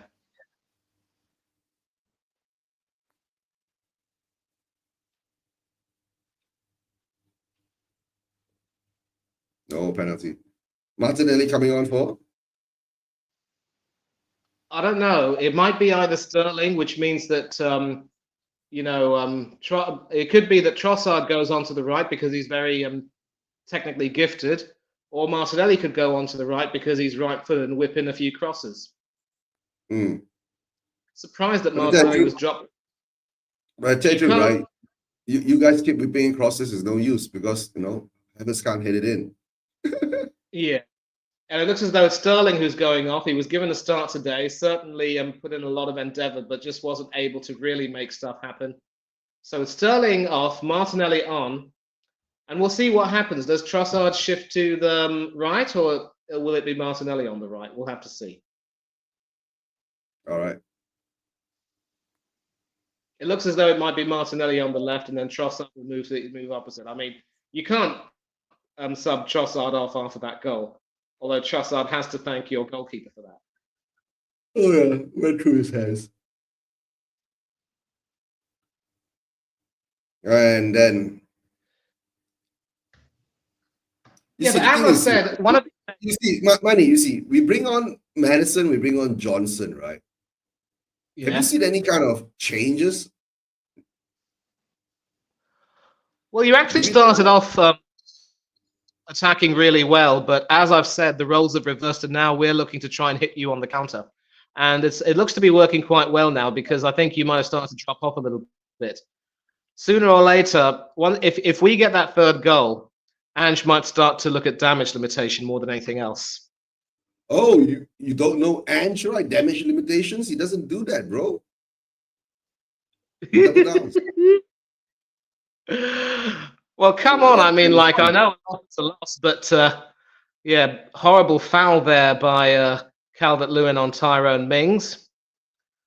And Villa are now seconds away from winning. And Steve, again, it's Everton. They're not exactly the most attacking, proficient team in attack, so I'm not going to get excited. I don't even think Emi really had too many big saves to make, but Aston Villa in the Everton half, and maybe they might try to sign it off with a goal here. I'll go back to the Emirates in a minute. Actually, Eugene will have you covered there. Cheeky, right. horrible foul. Another Aston Villa free kick, and that's not going to be the last of the action, because I think they're going to take this free kick. And we keep playing the ball back, all the way back to the goalkeeper, and the goalkeeper pushes it out to Porro. Porro hoofs it out. Well, that was a cheeky piece of play from the keeper. He saw Martinelli coming in on him, and it was a side heel pass. I'll tell you what, that didn't look too bad, but you know, there are times when you can't do that. And it's full time at Goodison. Aston Villa have secured a clean sheet and won 1-0, so they go above Bournemouth in the table. No happy return for Moyes as of yet, but maybe in his 700th landmark game he might get a win. I'll find out who the goal scorer was. I wasn't able to find out who it was. It looks as though it might be Ollie Watkins, with the camera focused on him. He had a glorious chance in the first half from a poor pass from the ex-Villa defender Ashley Young, which he wasn't able to quite convert it put wide, but in the 51st minute he scored the winner. So it is Everton 0, Aston Villa 1, and so we've had results in the other three games with Newcastle, Crystal Palace, and now Aston Villa having won. The question is, will it be Arsenal to complete that set, or can Spurs find an equaliser? Yeah, but at the moment you can see it, right? You guys still dominate the ball. Looking more threatening. And we have to defend again, another corner. And let's not forget, we are still capable of some defensive lapse at an inopportune stage in the game.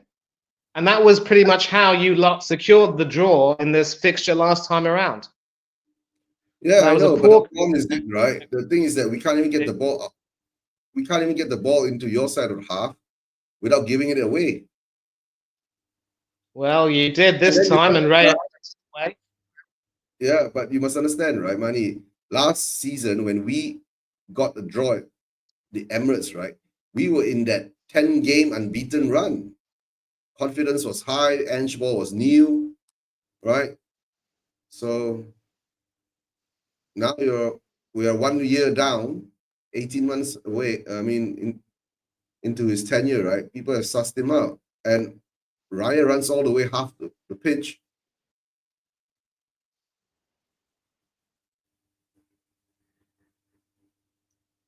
Well, that was a poor clearance there from David Raya straight to one of the Spurs midfielders, and now Spurs can possibly make something happen from this.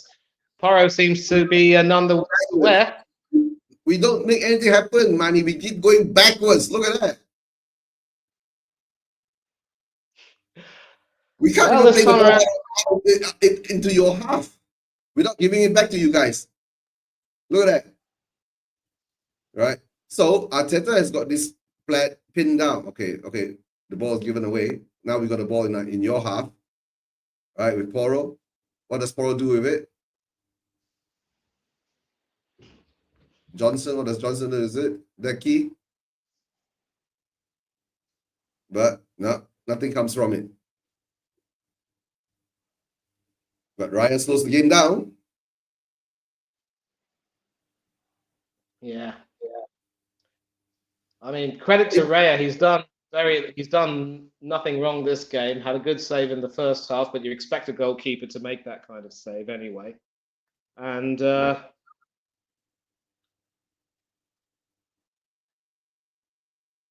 now you can see it, right? When you guys have the ball, you're in control. We are trying to, I don't know, it looks like we are trying to play football. We get the ball, we don't go up. We only look threatening when you lose the ball to us, right? When we press you. And the worst part is just we look threatening, that's all, right? Looking, that's all. We don't even threaten after that.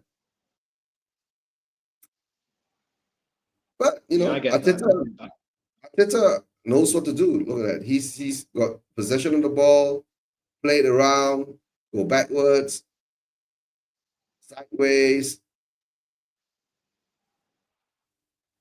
No, but again, the thing is, Eugene, we've had this issue in several games that have cost us. We get complacent, we make a defensive lapse, and then somebody comes in behind us and then ends up scoring. And the way we've been playing of late, especially in that home loss against Newcastle in the League Cup semi-first leg, and also in that FA Cup match and in the few games in between, league games in between, we haven't looked good at all. And obviously, we needed to come out and win today, but we are far from safe, given that the score is only 2-1. Yes, we are probably now starting to control. I know, but the thing is that, look, how many chances have we had against you guys? Think about it. We watched this game for so long, right? Ray has been only tested once. Yep. Yeah. So it's not like we're creating tons of chances and you guys are, I mean, we are looking good at it. The thing is that this game we scored the first goal. Then the thing is that we know we can't defend, right? So I guess Ange is like stuck in a hard place now. As I see it. You can't get the ball back. Arsenal's dominating the ball. And I think we are looking tired already. Look at that. Spaces are starting to open up. And you see, whenever the ball is played, right, it's like the whole team is all sucked into the ball. Oh, and I get that completely. Watching that. The white, you see, look at it. Who's there standing on the white alone? We play like kids. You know what I'm saying? Yep. And I'm a bit surprised that Lancashire hasn't been considered for being brought on. He started with some promise. Talk to me about Lancashire, right? Tamworth. Why did he put Timo Werner as a striker against Tamworth? Right? We could have used Lancashire against Tamworth. Yeah, Mr. Steve. Another win for Newcastle, not looking good for Carabao Cup semi-finals leg, Manny. Yeah, Newcastle's on the run, right? To be, and obviously, with Isak in the form that he's in, and Dubravka keeping another clean sheet, I think Dubravka's going to stay put, and maybe he might end up winning a medal, and he could end up, nailing down the first choice position at Newcastle, even when Nick Pope comes back. Yeah, but and also our ex-gunner Joe Willock might end up. Yeah, but you must always remember, Manny, there's always the second half, right? So I mean the second leg, right? So there's still always a chance, right? It's not over till it's over, right? For you guys. No, if you are not confident about getting a result at Anfield, we are even less confident about getting a result at St. James's Park. We lost there earlier this season, and Newcastle are obviously going to. Somehow or other, St. James Park is like your, kryptonite. It's same for Spurs too, We don't tend to do well, right? Absolutely. Lewis Kelly makes a foul throw. Yep, that's raw inexperience for you. Right. Surely Arsenal has no chance in the second leg. No, I guess you. I know, Steve. Can't say it ain't over yet. Yeah, until we play it, we do not know what kind of things gonna happen. But yeah, when does the European competition starts back? Right, February or No, I end think of they January? might be of January. I think you can check the schedule and confirm that. Yeah. So if you look at that, that means that yeah, Newcastle has got no Europe. So yeah, that's another thing. Look at Johnson. Yeah. You see, Johnson just. That's what I said, right? Johnson. Well, that's why I call him Brenda. Yeah. If you're a good quality winger, right, you would have crossed that ball to a player, not just thread it through to no one. And then he gives the ball away. Look at that. As well, you've also got to consider that there has to be someone there to pick that up. And, like that ball which was there, any other day, had there been someone standing over there with that positional sense, he would have received that ball and possibly, that would have put Ray in all sorts of trouble. He was there. And that's the thing. I mean, sometimes you've got to work on your offensive routines if you want to be an offensive team. And Kinski pulling off a fine reflex save there. You'll see that very soon. At least there he's earned his bread. And yep, Brendan not doing much here, Eugene. Yep, I told you, right? And now Arsenal's got a counter-attack move going on. And Rice shoots straight into Kinski. It was a hard shot, so I'm prepared to give him the benefit of the doubt and say that it was a good reflex save. Look at that. And Kinski saves again.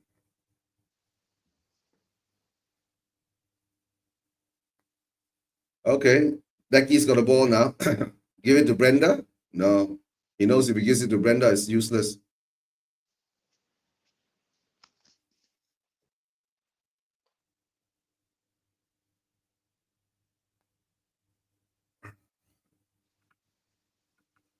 We don't have enough people. We don't have enough players. Look at that. Oh, I don't know what to say anymore. Arsenal will low block us and we can't break them.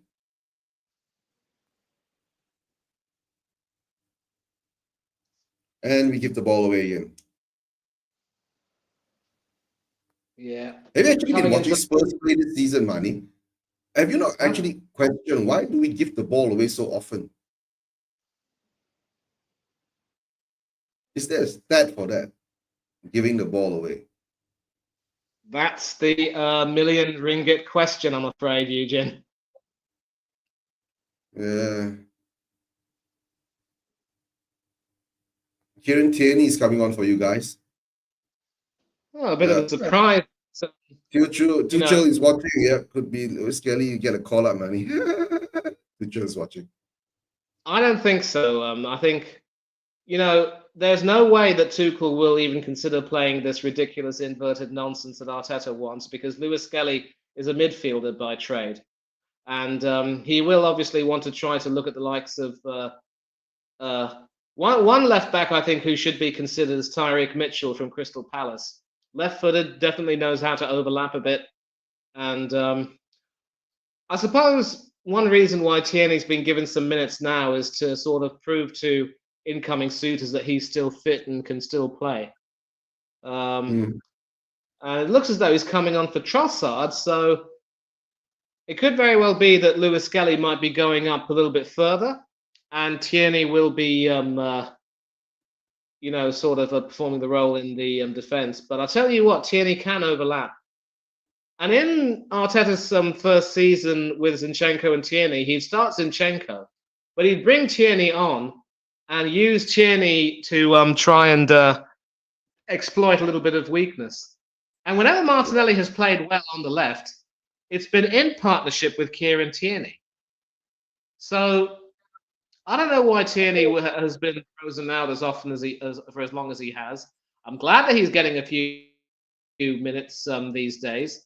I mean, I just hope that they're not going to be charity minutes, and I hope he actually does something in those two. I mean, I tell you what, if he were able to score a late goal, no offense, Eugene, if he scores a late goal in this match, I think it would be a wonderful parting gift to the fans, saying that, you know what, it's a great way to end it, and you'll still always and forever be one of us. And once Tierney leaves, it means that none of the starters or substitutes who came on for our FA Cup final win will be at the club. Bukayo Saka was an unused substitute that day. Yeah, Steve wants Tierney, but let's see what happens, right? But okay, let's look at this now, right? We already put on Madison and we already put on Brenda. Okay, who else can we put on to change this game? Unless you're gonna take off Son and put on Mikey Moore, right? Well, and it looks as though Richardson's coming on. That might answer your question. Who? He was named on the bench for a reason. I think Ange might see him as another possible change. No, he's coming on, right? Richarlison is coming on. Who is he coming on for? It's off, so Madison takes the captain's armband. And all right, so Richarlison will play on the left. Could be, yes. And well done to the captain. He scored and put a shift in. And yeah, Pat Nevin on BBC. Money. Well done for what? Yeah. He scored. He put in a good shift, and we'll see what he could. There's only so much the poor bloke can do. I mean, you can't just you know. You can't just. Okay, let's get to this Son dilemma, right? His form is really bad. We know that, right? Okay, like he scored today. And it was a deflected goal he scored. We still think that he scored. But overall, right? He's been really bad. Yes, Steve, rare appearance from Richarlison. Yeah. The pigeon is on the pitch, right? So let's see what he can do.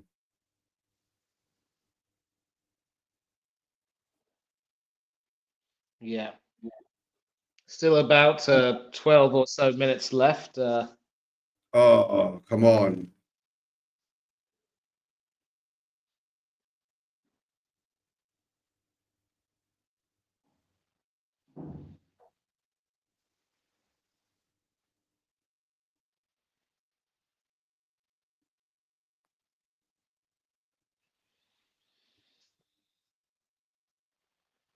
We haven't had a shot on target since that 25th minute goal. So that means we've not been creating anything. See what happens now, though. Nothing from here. Spurs are going to keep huffing and puffing, but I don't think they'll be able to blow the house down. Jed Spence now with an opportunity, and Saliba bundles him off.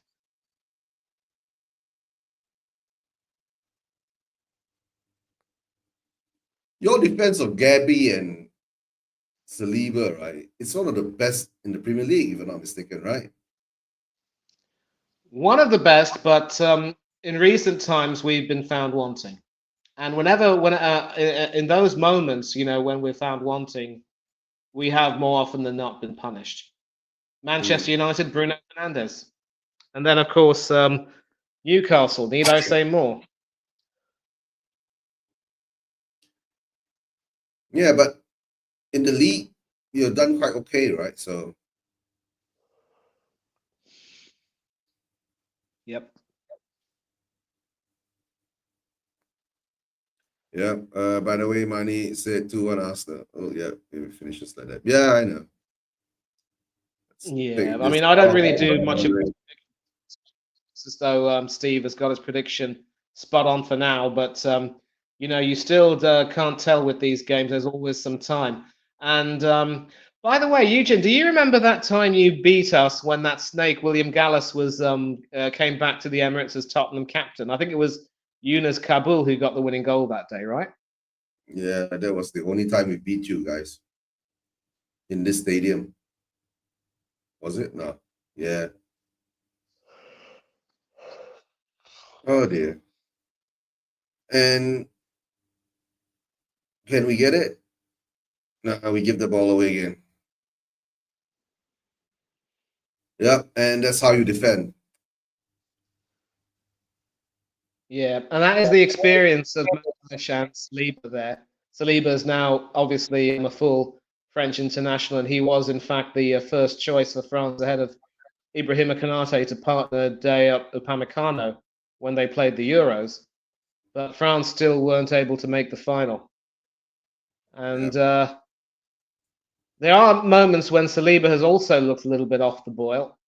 And again, I love watching those two as a defense, but there are moments when they look very sloppy indeed, and that's not really a good thing. No, but man, you must And, understand, right? You are in the Champions League, right? The games come thick and fast. Sometimes, to tell the truth, right, the players are just human, you know. So there will be times where they are either physically tired, mentally tired, right, and they themselves do not know. That's why there's this lapse of concentration coming in. You get what I'm saying? But for Spurs, we've got no excuse because number one, our manager is comfortable in conceding. Just as long we are entertaining, right, and we go on the front foot.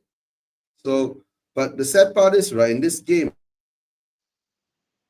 the ball, we haven't had a shot on target since Son scored that goal. Think about it,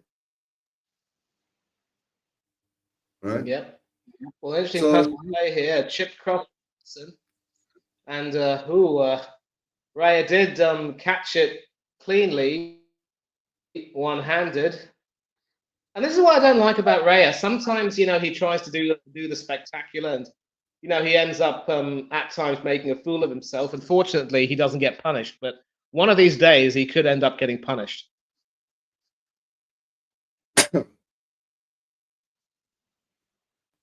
look at that.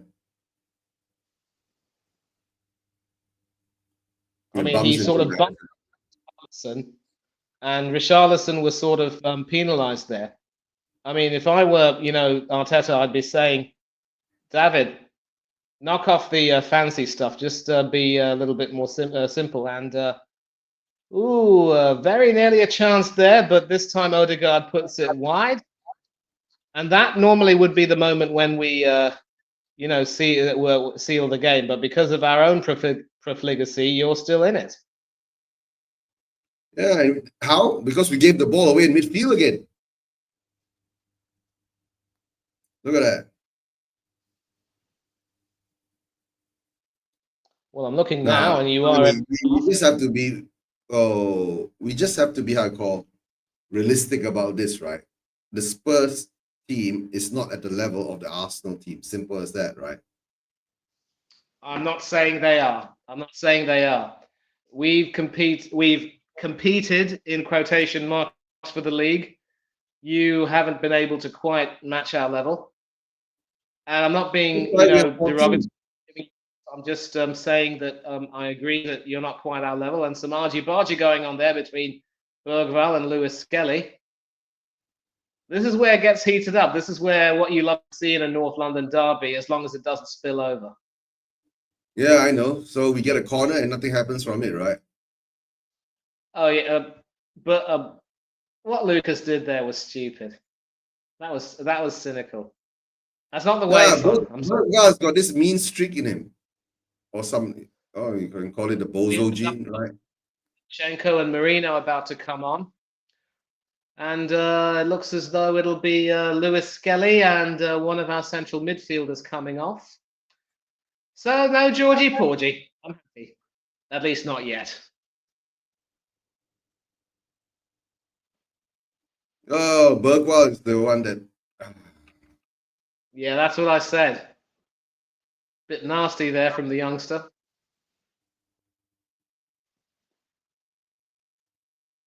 So Marino comes on and Zinchenko comes on for you, right?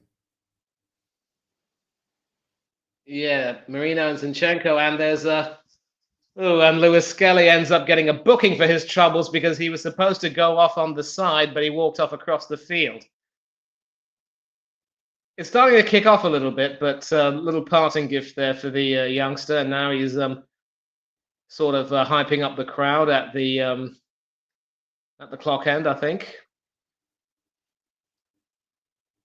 And Declan Rice is also coming off, so it's Rice and Lewis Skelly off, and Marino and Zinchenko on. And this is interesting because now he's got two supposed left backs on. I wonder what formation is he trying to do, or maybe he's just trying to shut up shop. No, I guess he'll just shut up shop, right? Because we are toothless, bro. Yeah, but I tell you what, Zinchenko can't defend for peanuts. You know that. Maybe he'll defend for bananas though. But he is a pretty decent attacker, though, and yeah. And that's the thing. He's already gone up forward to try and make something happen, and we're now into the last 2.5 minutes of normal time, and stoppage time will be upon us very soon. And at this point, I want to say I'm really grateful for inviting me on, and I'm really grateful once again that I've had no issues with the quality of the stream in terms of the audio and having to go and come back on. So once again, let me just say, terima kasih. Yep, you're welcome, Manny. You're welcome. Good to do a stream with you. Haven't seen you for such a long time. Oh yeah. According to Luca, right? Steven's anniversary is coming up soon. So maybe February. Maybe you can plan a stream for him or something like that. Maybe reach out to Miss Mel or something. Yeah, Mel's normally the one who's in. She is actually in London right now. She ends up flying from Toronto to London very frequently just to watch the Arsenal play. I mean, that woman must be loaded with. Lucky her, but she also has a very good job. She gets paid a fortune. Yeah, she's a lawyer, bro. But I know she's a lawyer, but you know, we'll see what happens, and it is something that we could possibly plan. Obviously, I want to get a few more people to come on that stream. Yeah. Luca is and we'll sort of see how everything pans out. Yeah. So how many? I'm also really glad that I got. Added time hasn't been decided yet because we're now into the last minute of normal time, and we'll find out how many minutes are going to be added. There could be some considerable stoppages, maybe. I mean, there was some stoppage time in the first half, I think, with Porro going down. No, but I think there's not much stoppage time, right? Maximum 2 because of the subs. 3. Maybe, but we'll find out soon enough. And we are still playing out of the back while it's in the 90th minute of the game. Yeah. Maybe in some respects, if the stay is 2-1, it could be a victory because at least you haven't conceded more than 2. That's what we do. We always lose. When we lose by 1 goal, apart from the Liverpool game, right? And sometimes when we win emphatically, right? 4-5-0. So that's where the goals difference, and we look good in that sense. So I don't know, a loss is still a loss, right? I don't even know what to say about this game today, right? We took the lead, but we couldn't defend. We gave the ball away one time, and we conceded 1 goal, and 1 goal came from a corner, and it was an own goal. So what's there to say? Unless in the next injury time, will we get an equalizer? Then maybe it'll put a different spin on the game. But at the moment now, I'm not impressed. That's all. Yeah. Right. And of course, Arsenal 5 minutes at a time. 5 minutes, but 1 minute has already been played, so Spurs are starting to run out of time. And of course, with this win, we move back up to second in the table, but we're still some way behind Liverpool. And let's not forget, they also have that game in hand. I believe that we are we're 4 points, but we might be 4 points behind Liverpool. I want to check the table. 4 points, yeah, but Liverpool's got a game in hand. Yeah, and that game in hand will, of course, be against an Everton team that also cannot score for toffee, pun intended. Yeah. And that's why I'm not excited about the Villa clean sheet, Steve, because this Everton team have only scored 15 goals so far. They've always had this problem. I mean, they've never been able to get any kind of striking option. I think they depended a bit too much on Calvert-Lewin trying to get back to fitness, the local boy. They seem to love him a little bit too much, but it's just not quite working. And especially under Dyche, it hasn't worked. At least under Moyes, if they can maybe start scoring again, then they should see themselves out of trouble.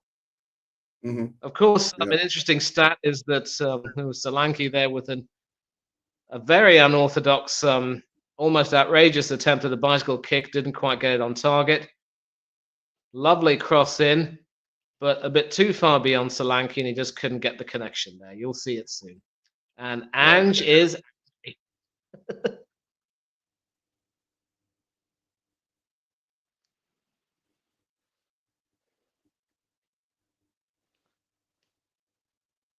So, Ange's record... It is what it is, right? It is what it is. Now, but the thing with Everton, right? Do they have money to spend this Jan transfer window? They should spend a bit of money. They should try and get a striker. The only problem is they're going to have to really look for a striker that can, at least hit a barn door. If they want Kai Havertz, they're welcome to him. Maybe Moyes can get a tune out of him. I don't know. Like that. Take Wiener. Take Wiener. Please take Wiener. Yeah. And then also, let's not forget Eddie Nketiah. He's still only scored 1 goal. That was against us in the League Cup. Back at the Emirates. And Crystal Palace paid 30 million quid for him. Oh, he's at Crystal Palace. Okay. Yep. Just goes to show that idiots and their money are always parted very quickly. Don't worry. We paid 65 million for Solanke, bro. Well, Solanke scored more than a few, though. I mean, Solanke's also been capped by England recently. But Eddie Nketiah. We paid 60 for the pigeon.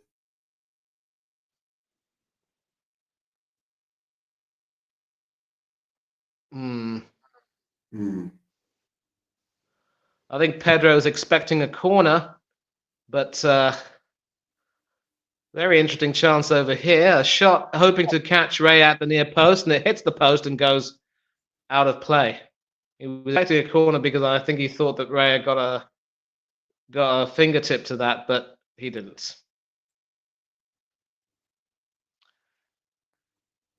So credit to you, you've kept fighting, you've tried to find your way, but you've also been very profligate in front of goal. And I think given your attacking resources, that's not really a good look. But we haven't exactly covered ourselves in glory as an attacking team.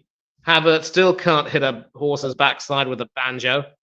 And, we still have a lot of questions that have to be answered. No, but Mani, this season, you guys have been like that the whole season, right? You've been winning all these tight games. I don't know, is it part of Arteta's plan, or is he regressing? Or maybe in the summer, you guys were just got 2 attacking players instead of getting 2 defensive players, right? So right now, though, that actually that's sort of been his way, really. I mean, he if he isn't able to play the type of football that we've enjoyed and taken for granted, then he ends up playing this sort of football where we, just stink the place out and end up getting a win. And yeah, we get these wins against these run-of-the-mill teams, but eventually we come up against a bigger team or a more committed team, and we end up coming up short, and that is going to be the end of that. Relief for Mikel Arteta, more misery for Postecoglou, and game over. Yep. 2-1. All right, guys. That's the way. and we don't shoot. Look at that. Yeah, game over. And Arsenal gets the game settled down. All right, let me shut this off. It's 6 a.m. Going to be 6 a.m. in Malaysia. Right. Let's end the show soon. Let's have a few thoughts on the game. Manny, your thoughts on the game? Were you impressed, or it's just the way you guys have been since this whole season? Yeah, I think we sort of covered a little bit from the recent funk that we've been in games that we didn't want to lose. And for what it's worth, we are now back to second in the league, 4 points behind Liverpool, but they do have that game in hand. Can we hope for a little bit of a stutter from Liverpool? Will remain to be seen. What I can say right now is that how we fare against Unai Emery and Aston Villa will determine if we are still in the title race. If we flop this weekend, I think we're done for. And as for Spurs, you had a few good moments, but I think it has to be said that you just didn't have the bite in the midfield that you needed. We kept, dominating you in that area. We kept pressing you off the ball. And sooner or later, I think Ange has got to start doing his homework and looking back at these games and thinking, you know what? It's time to start doing a little bit better against Arsenal, because he's now played 4 games, drawn 1, lost 3, so that's 2 points from a possible 12, and that's a poor return. But of course, to be fair, it's been a long time since you've beaten us at the Emirates. I think you might have had a few wins over us at your ground in between, but maybe the wheels are starting to fall off, and maybe Ange will have some questions asked about him. Questions have been asked about him, right? To tell the truth, right? Steve, to tell the truth, yeah, congratulations, Arsenal. It's not unlucky, to tell the truth. We weren't good enough. I'll be very realistic with it, right? We weren't good enough. We went up 1-0 and we couldn't defend, right? And we'll help Arsenal even more if we can beat Liverpool on Saturday. I mean, Brentford's playing Liverpool. Oh yeah, Brentford playing Liverpool this Saturday or Sunday, right? So yeah. So all I can say is that Manny, I was only expecting a 2-2 draw as the best result, right? So I guess a loss. The only thing is that I want to see whether we have improved or show some fight. Did you see any fight from us or any kind of sense of danger? I think you created your share of chances, but maybe the urgency and that real fire was lacking. And I think that is something that will upset Spurs fans a great deal, because this is the sort of fixture to bring out the best in you lot more often than not. But yeah, I know. It brought out the best of Son, right? He scored 1 deflected goal. And Son always scores against you guys, right? That's the saying, right? They say, right? But yeah, he only could score 1, but 1 isn't enough. Arsenal scored 2, 1 from a set piece, 1 from a giveaway. The same kind of goals we keep conceding day in, day out. So I don't know. Do you want to pick a man of the match? Oh, it's a difficult call, that. I suppose I'd have to go for Thomas Partey, who played the entire 90 minutes and was really the reason why the midfield functioned the way it did. The problem is, though, Declan Rice is much better as more of the more defensive part of that double pivot. He's being used as a number 8, and that doesn't really bring out his better qualities. But Partey is pretty much the glue that holds everything together. And I think another candidate would be Gabriel, not just for the goal. He also did look fairly defensively solid. And yeah, I'll give it to Gabriel, because it was the Partey who had that deflection that gave Son the goal, of course. So Gabriel would be my man of the match. And just taking a look at the table, as you've said, if Manchester United win their game, which I think is tomorrow against Southampton, they go above you in the table. You're absolutely right. And Southampton are lambs waiting to be slaughtered. Yep. So I've been saying the whole season we're in for a relegation battle, right? So it is what it is. Our next game is against Everton, if I'm not mistaken. So let's see what happens there. And you should win that. They can't. we don't know, right? We really don't know. So when the time comes, we'll find out. For me at the moment now, all I can say is that 2-1 the scoreline. I don't know, underwhelmed, overwhelmed. Honestly, to tell the truth, don't have much feelings about it. If we have drawn, then maybe they'll make me a bit more, what winning will be a surprise, drawing would be satisfactory. Losing is, I think, I guess, accepted. That's a sad thing, right? A double against Spurs money. You must be a happy man. All right, guys. Thanks for being on. Yeah. Let me say thanks to all the guys in the chat. Steve, right, from Mr. Beehive, Football Chat. Who else do we have? Eva Man, big up Eva Man, right? Always a big support. Nippon was here. Jens, yeah, big up Jens. There'll be lots to talk about this Sunday. Oh, we're gonna play Sunday. The 2 games for you to talk about, right? And of course, Luca was here earlier too. Big up to Luca, right? So I guess there won't be any kind of emergency podcast for Luca today. That since Arsenal's won. Manny, thanks for being on. I really have to go because it's 6 a.m. in Asia now, right? Go to sleep. So yeah, I need to go to sleep soon. Thanks for the support, guys. Right, big up, right? And as always, BB out.